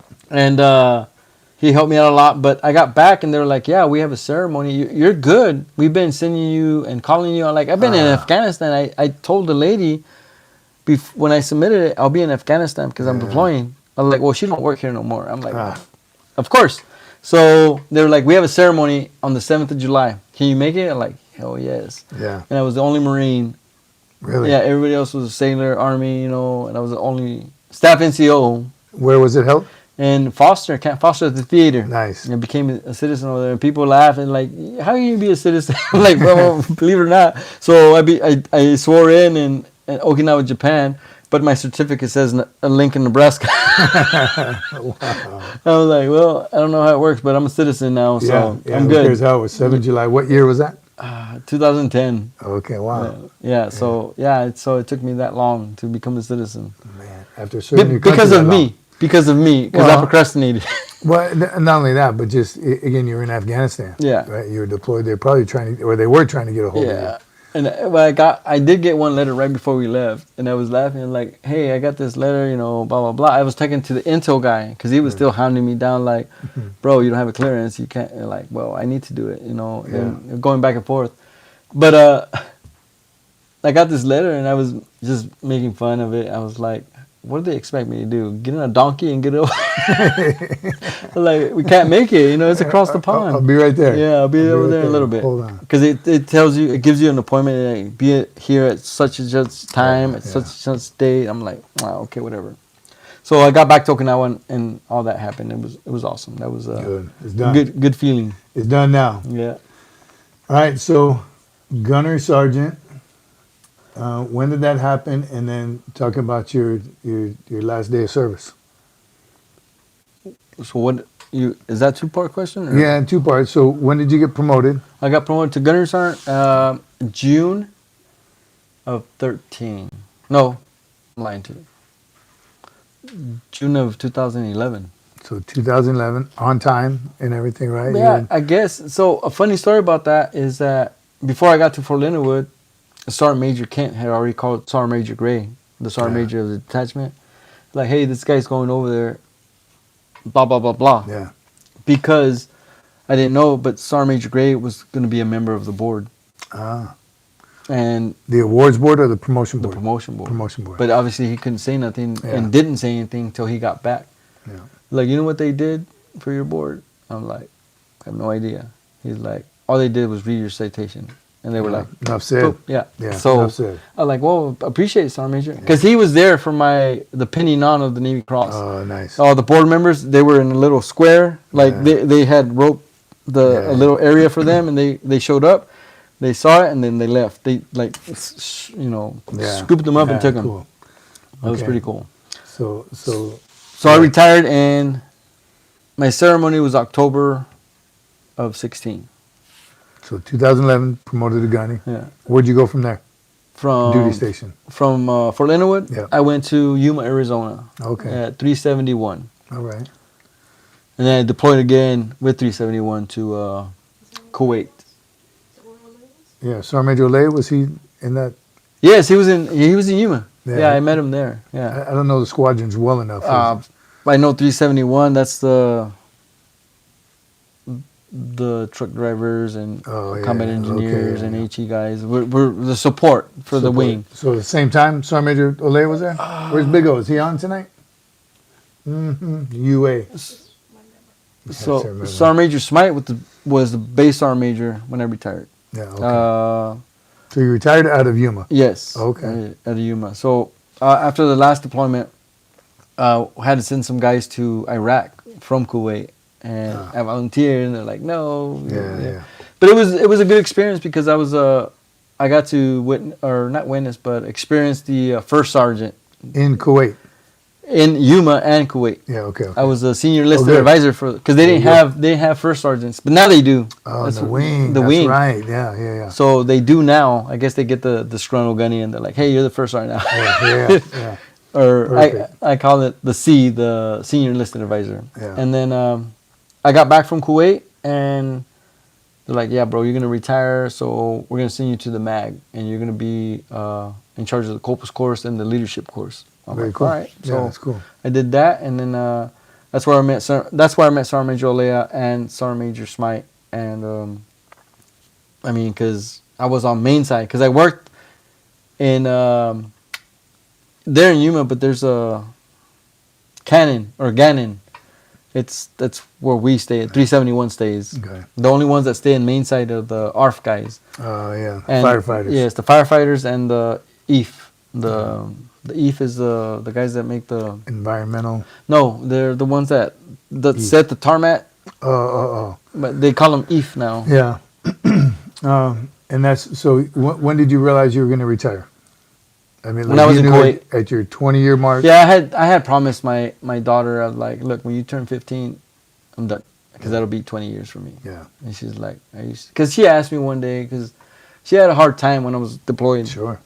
And she's like, when are you gonna be done? When is this done? I'm like when you turn 15. She's like, why? I'm like, because I'll hit 20, and I'm done. And like, and so when I was in Kuwait, I submitted my Appendix J. Appendix J. And I wrote a letter to the board like, hey, do not consider me for promotion. Yeah.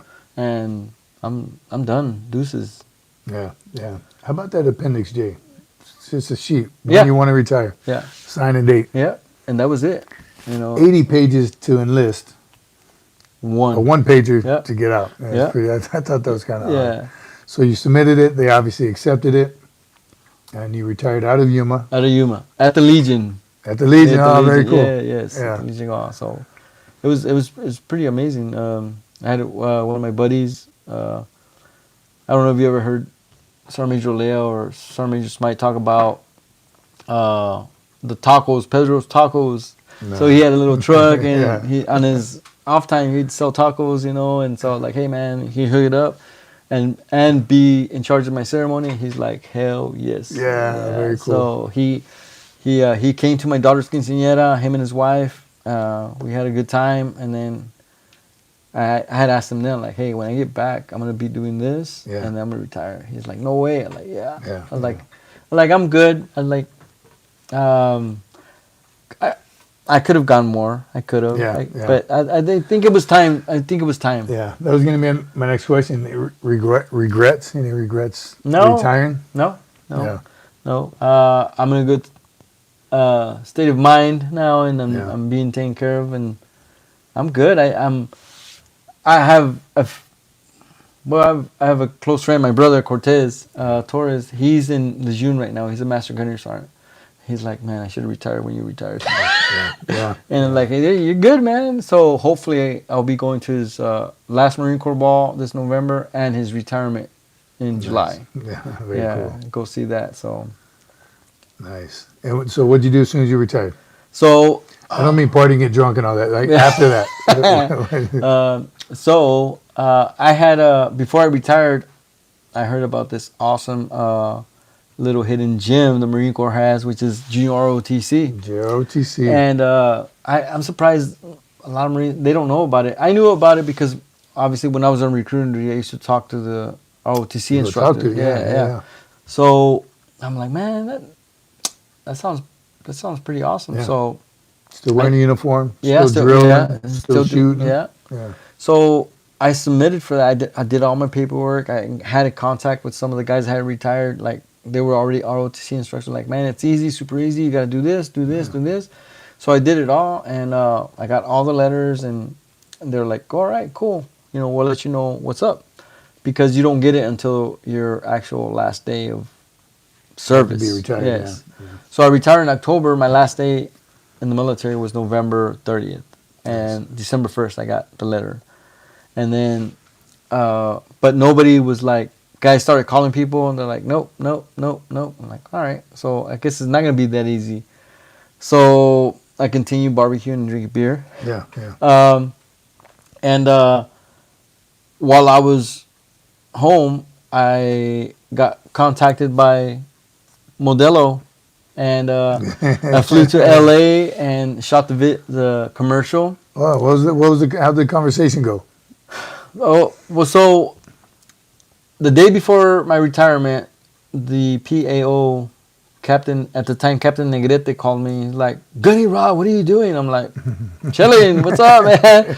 I'm like, yeah, I retire tomorrow. Will you be there? He's like, oh, I won't be there. I'll be out of town, this and that. I'm like, oh, that's cool. I'm like, what's going on, sir?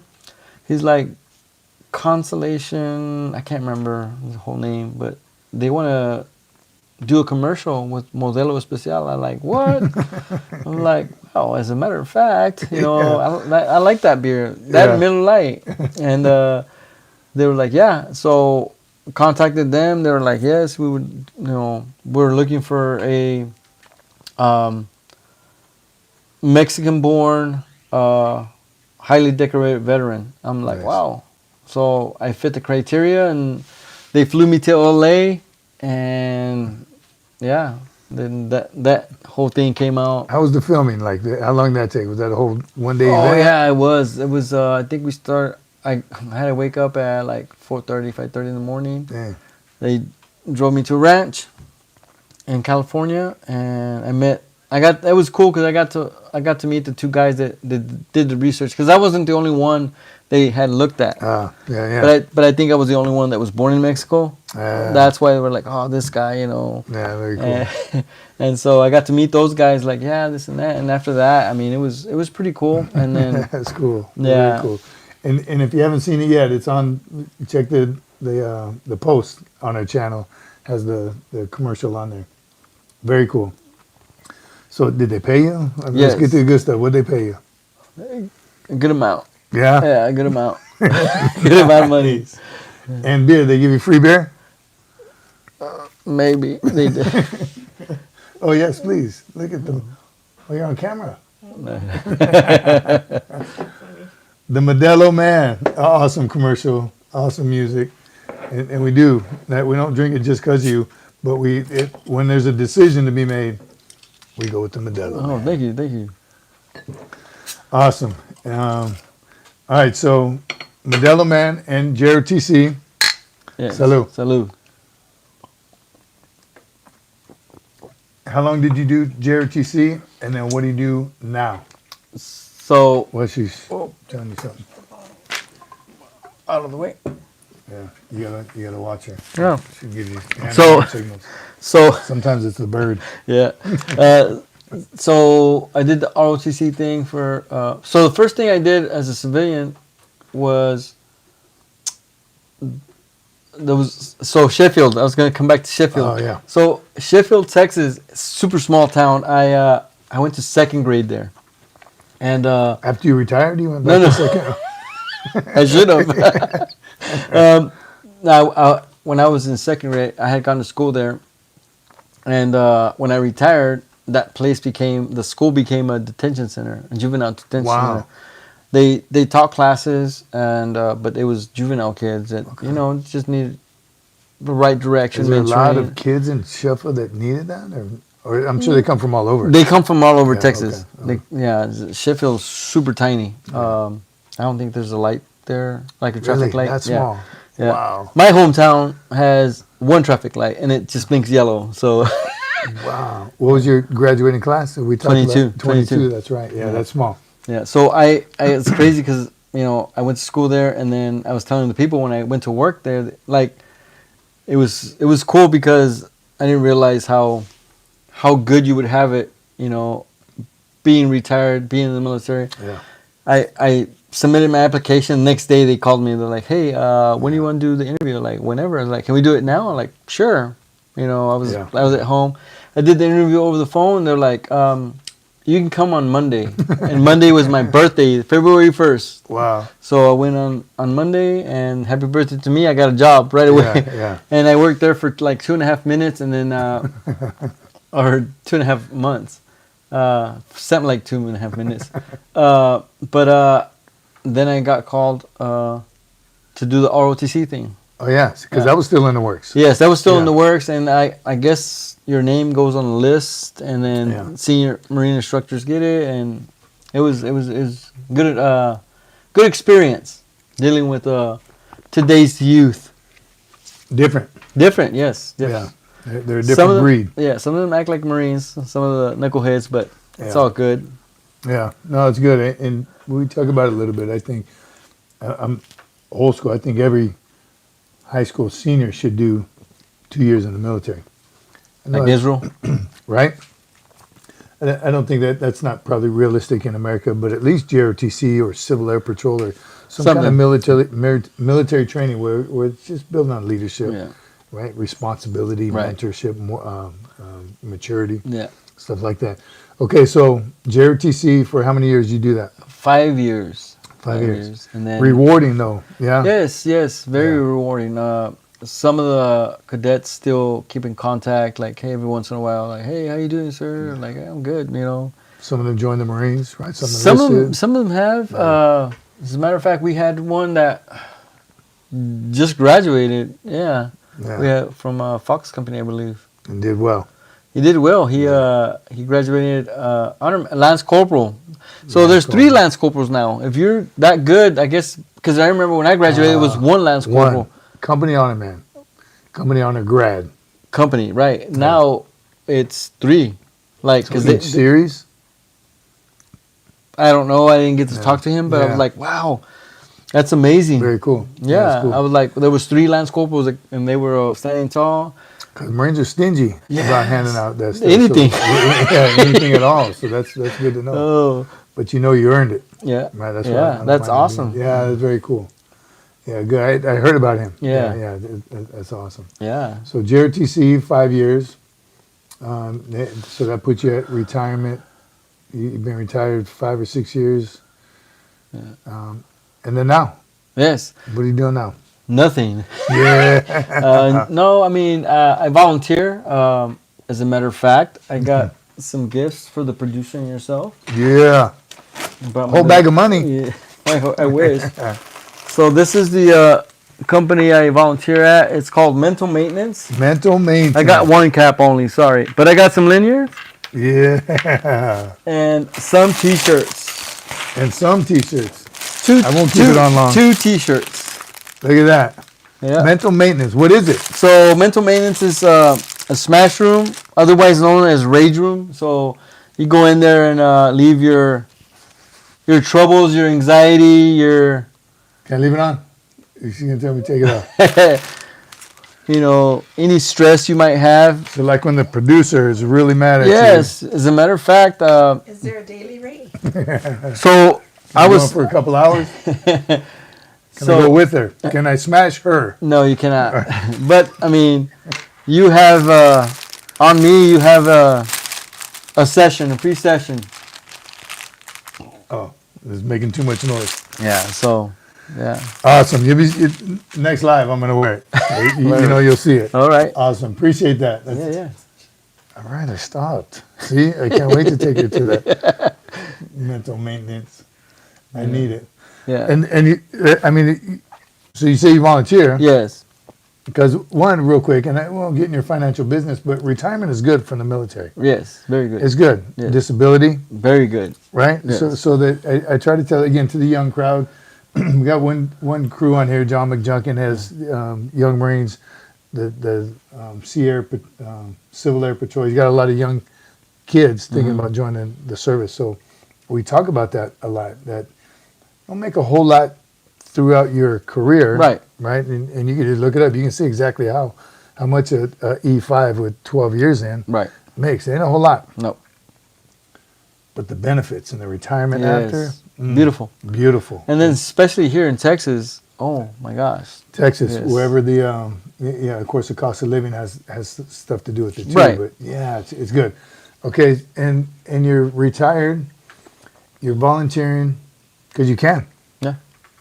Yeah. Yeah, I enjoy it because I get to talk a lot of vets, a lot of veterans that dealing with things. You know, I tell them. I mean, I don't understand what they went through. Yeah. Per se, like, hey, I know what you went through. I don't say yeah. that because everybody has their own Yeah. Everyone's experience monster, is you different. know. So I tell them, you know, this could help you out if you want, you know. And I brought it up to the VA. I brought it out to the Legions, American Legions. You know, hey, you know, they come down and, you know, I was talking to a guy. He's a retired Marine. He works with the Wounded Warrior Project as well. Yeah. And he's like, hey, do you mind? Like, let's set it up, you know, anything for vets, you know. Yeah. Because I know how hard it is for some of them. Yeah. I've seen it. I can't say I experienced. I think my transition was super smooth. Yeah. Yeah, I think it was. I had, of course, I had help. You know, people that I've met, people that I've served with. They were like, "Hey, this is what you need to do." And, Yeah. And I try to do the same thing. Like my boy that's about to retire, he's like, "Bro, this." I'm like, don't worry about it. You're gonna be just fine. You're gonna be fine as long as you don't, you know, stay all in your feelings. You know, As long as you don't keep it in. right. As long as you're Right. willing to talk about it. Yeah. We talk about that again on the show, and we have people on here. We maybe don't talk about it enough, but I think it's something that everyone has their own experience with it. Right.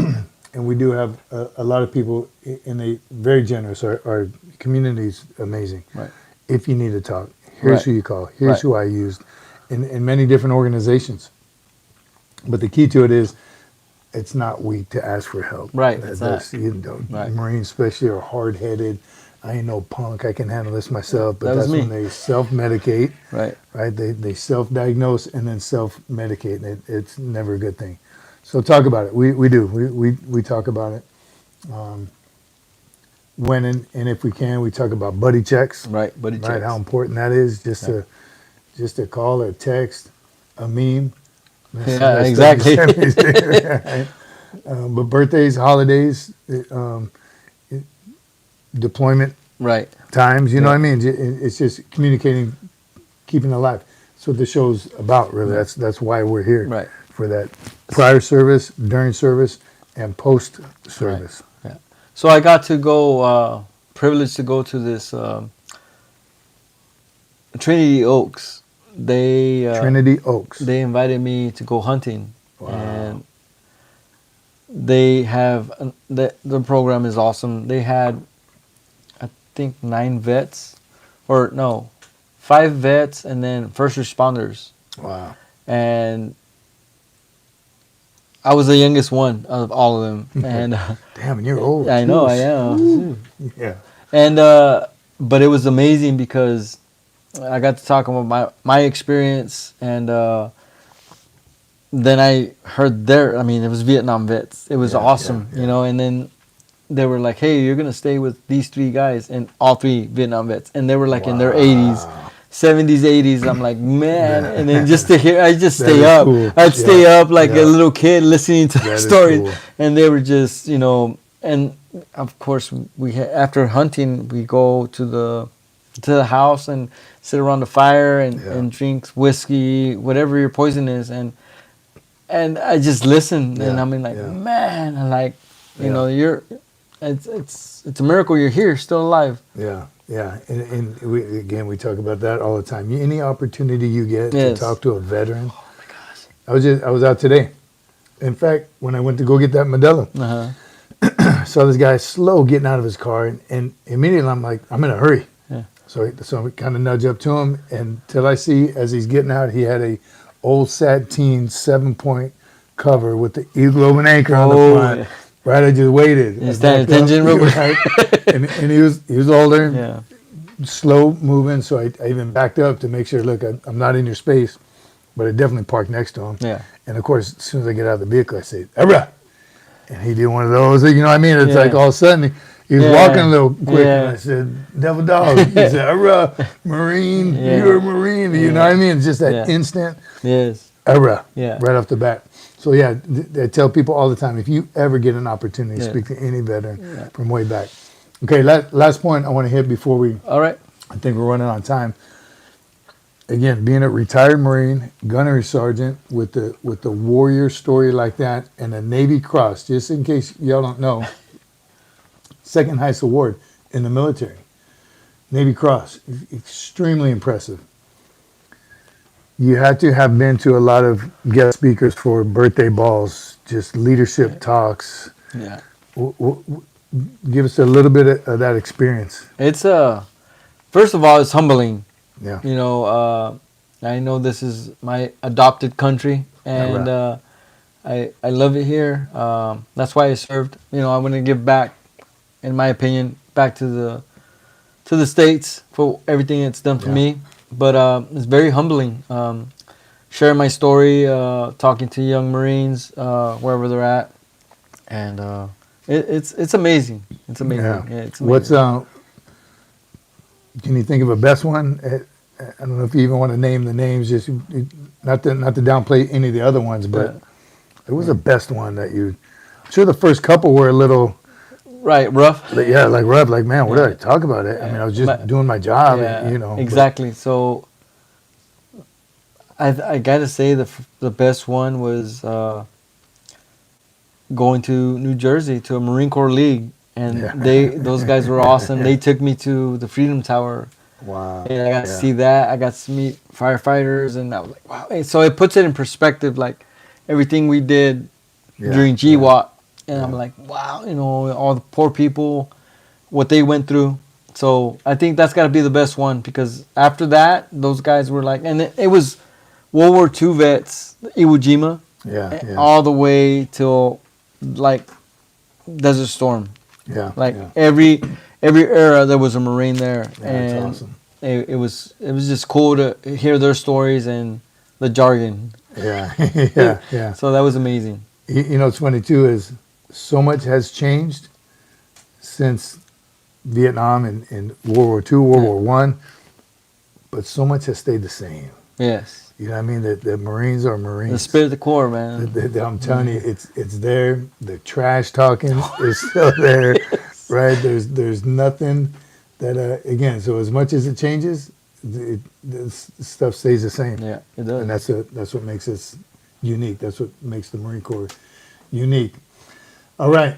Wow, we are at the top of the hour. Questions. The producer is going to open it up for questions. You still have the ones from your- Yes, I do have ones from earlier. Oh. We quietly give it to her. Why don't you yell at him like you yelled at me?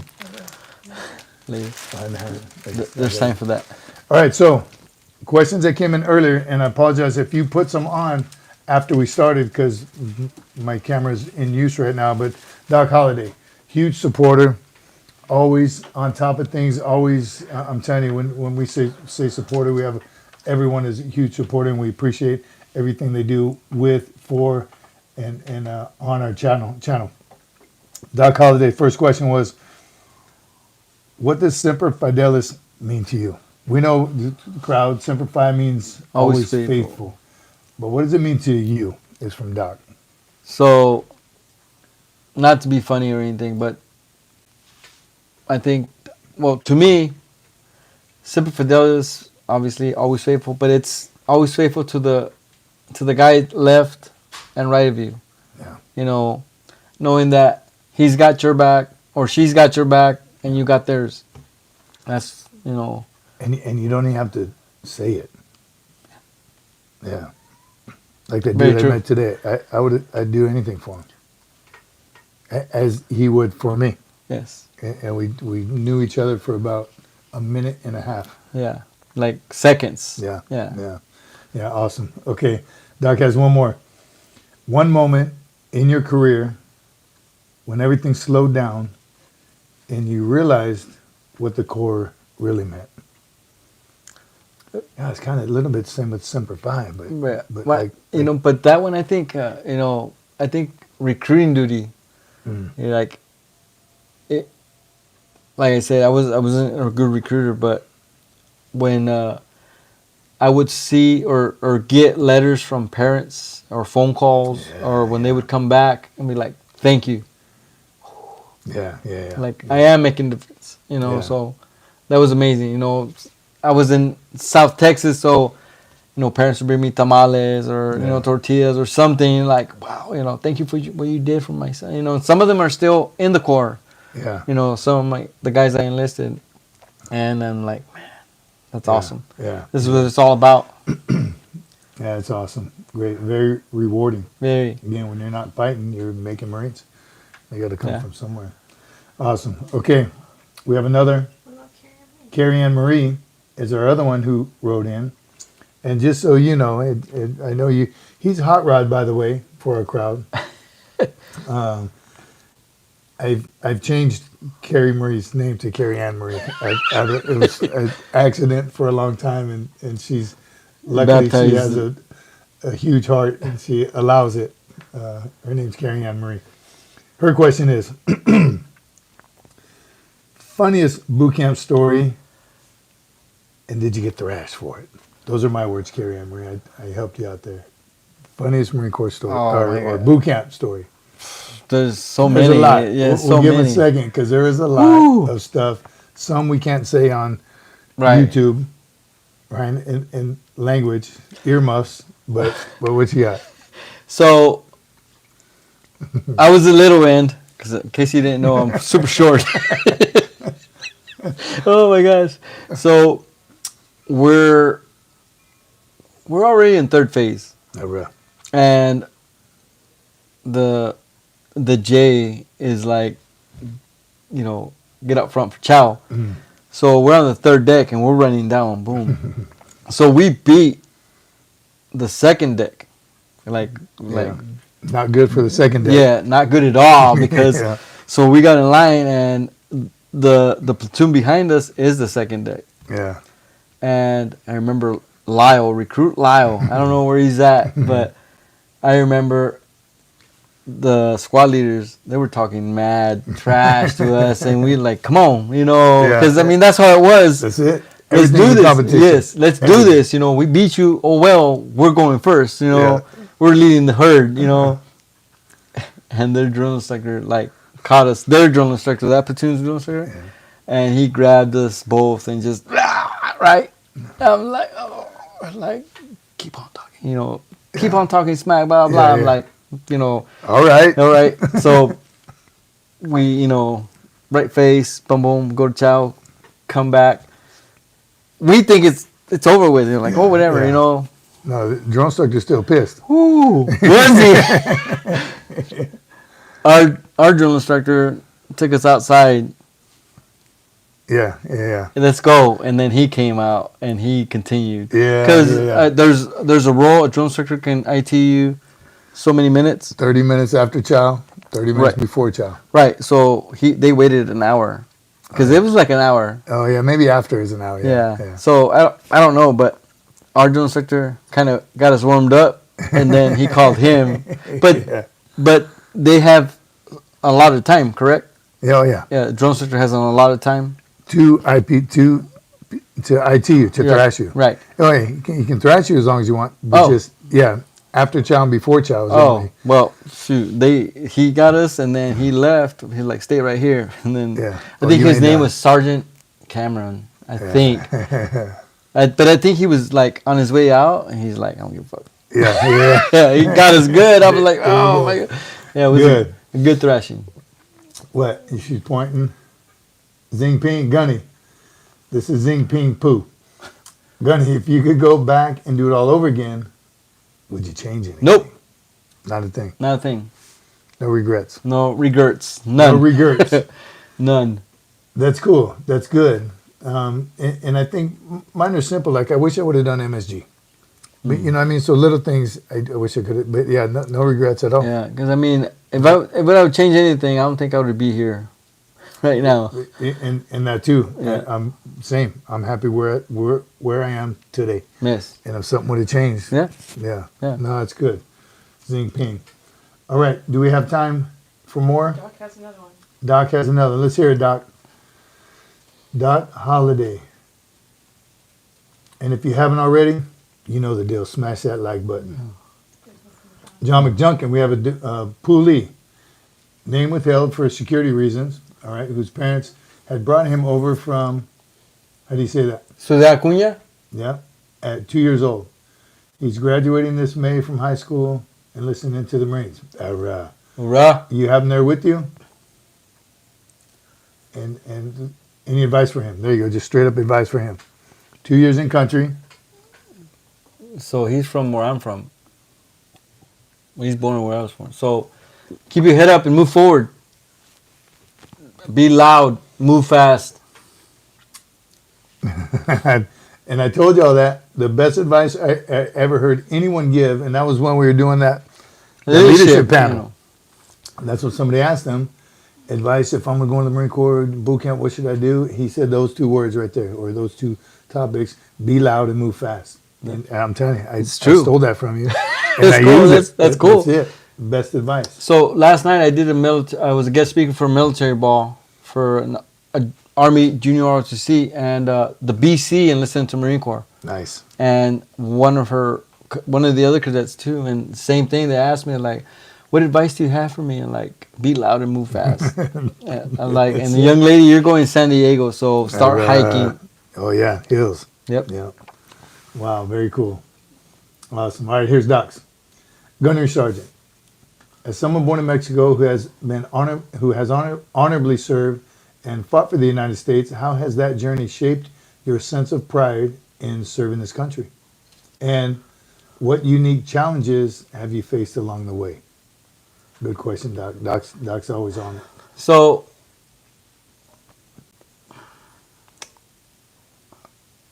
I'm very proud, to be, because I am an American. I mean, I don't care if you're Canada, United States, and Mexico, it's North America. Yeah. Period. I'm an American, but I'm proud to be a U.S. citizen. That's something that, coming from Mexico, we like strive to do, like be a U.S. citizen. It's better, and it is. As far as what challenges I faced along the way, and this is kind of a funny story, but it's true. It happened. So he's now retired, and he does junior ROTC as well. First Sergeant Bilete Johnson. So people ask, there's no such thing as a senior Lance Corporal. Well, he was a senior Lance Corporal. Yeah. And I was a PFC. Yeah. I think I was newly promoted PFC. And he got there from Okinawa. And he took me under his wing. Nice. And like, come here, PFC. I'm like, yes, Lance Corporal, Yeah, yeah. And I remember we went to the gas chamber. He was my A driver, and I drove. And it was 813, stick shit. And got to the gas chamber, and I'm like, oh, they have to get off. Like, you're getting off too. Like, we getting off. And we're going to go to the gas chamber, like, yes, let's go. And I was like, I didn't agree with that, because like, ah. So I went to the gas chamber, got out. He's like, all right, you good? I'm like, yeah, let's go, bro. I'm like, let's go. So we went back to a motor pool, and he's like, all right, wash the truck. And I was like, yes, let's go, bro. So I washed the truck, and I scrubbed it, whatever. He's like, all right, it's good to go. Put it online, all right? This was Friday. Monday, I get a call. Both of us get called up to the First Sergeant's office. And he's going off. Blah, blah, blah, blah, blah. You're racist and this and that. And I was like, what? What race was the Lance Corporal? He was black. Okay. And I'm Mexican. I'm brown. And I'm like, what? And then he's like, somebody wrote Beaner this, KKK, this. I'm like, why? And then the Lance Corporal was like, why would we do that, First Sergeant? Yeah. And First Sergeant just, Yeah, wasn't here. it was an investigation, and I was like, wow. And then one thing that stuck out to me, and we Y'all didn't do it. We didn't do it, obviously. But he's like, man, I've gone through this so much, bro. Don't worry about it. We'll be okay, this and that. I'm like, I can't believe it. Like, I couldn't believe it. You had never experienced that. No, I had never experienced that. I'm like, wow. I was like, how, and I believe the First Sergeant was doing his due diligence, like, to see, hey, Blah, blah. Yeah, in my opinion, but I don't know. Yeah, And, yeah. but The first arm was white? yes. Yeah. And, he stood his ground, he asked me, hey, did you do it? Like, no, first sergeant. And Belite was like, why the hell would we do that? Yeah. And he said it, like, I'm black, he's Mexican, blah, Yeah. And we got some more ass chewing, but I was like, wow, Yeah. that's crazy. That was like, as a PFC, I couldn't get over that. Like, how is that possible, Yeah. But, yeah, So that happened. I mean, and it still happens, unfortunately. Yeah. A little. I mean, Yeah, that's watching news. Yeah. That is a challenge. Yeah, definitely would and put a bad taste in your mouth. Like Yeah. you're smart enough to Yeah. to know better. Right. Wow. It was weird. Man, okay, producer, how we looking? Get ready to wrap it up, but GP asked, have you ever considered writing a book about your life experience Wow. before, during, and after the Corps? As a matter of fact, yes, I have some notes. So I don't know when it's gonna come out, but In case you didn't hear, the question was, producer, come around here and tell everybody. Xing Ping asked, has he ever considered writing a book about all three pre-Corps, during the Marine Corps, and post-Corps? Yeah, definitely. Yeah. But I have some notes. yeah, I'll get it done one day. yeah. But do it. And we talked about, because, I want you to. I'm going to write a book one day, Yeah. but you got to. You have to know how to write. Yeah, when that's you true. have to know how to write. Crayons. We're not crayon. Coloring book. I gotta go back Coloring second book. grade. Again, for the third time. Yeah, awesome. Yeah, please do. And you better come back on the show and sign a book for us. Last one, we got one more from Doc. Gunny, boot camp, did you ever get the stiff arm from your DI and remember it was for your safety? Yes. All the time. So I have a scar right here on my shoulder, Nice. making my rack, Yeah. and Sergeant Gutierrez. That was at the time. That was the heavy, Yeah. and he came up from behind, and he's like, "Bah, bah," and right on the side. Well, what were you doing? You were doing something wrong, I, obviously. I wasn't making my rack right. Of course. It was incorrect, and to attention, but Yeah. the top rack, the yeah. bottom of the top rack, and I hit it, and I moved it, like I moved, because Yeah. I moved, That's obviously, how fast super, you- yeah, and it just split. For real. And he's like, "Eh, who's was he like a recruit, Yeah, and yeah. he sent me over there, like, hey, tape him up, Yeah. And then afterward, he didn't say, I'm sorry. He No, didn't say it's none your of that. fault. Yeah, it's my fault. Yeah, what'd you do that for? It's my fault. So, Blood yes. all over the squad bay. What's the Yes. matter with you? Should I IPT had to for clean that up. But I look back, I'm like, man, that.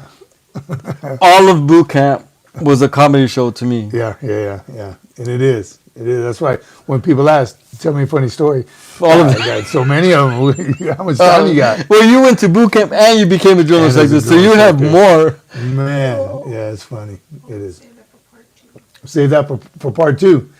Producer saying we may have a part 2 to this. Okay. Because we can, yeah. We're well over time, I'm sure.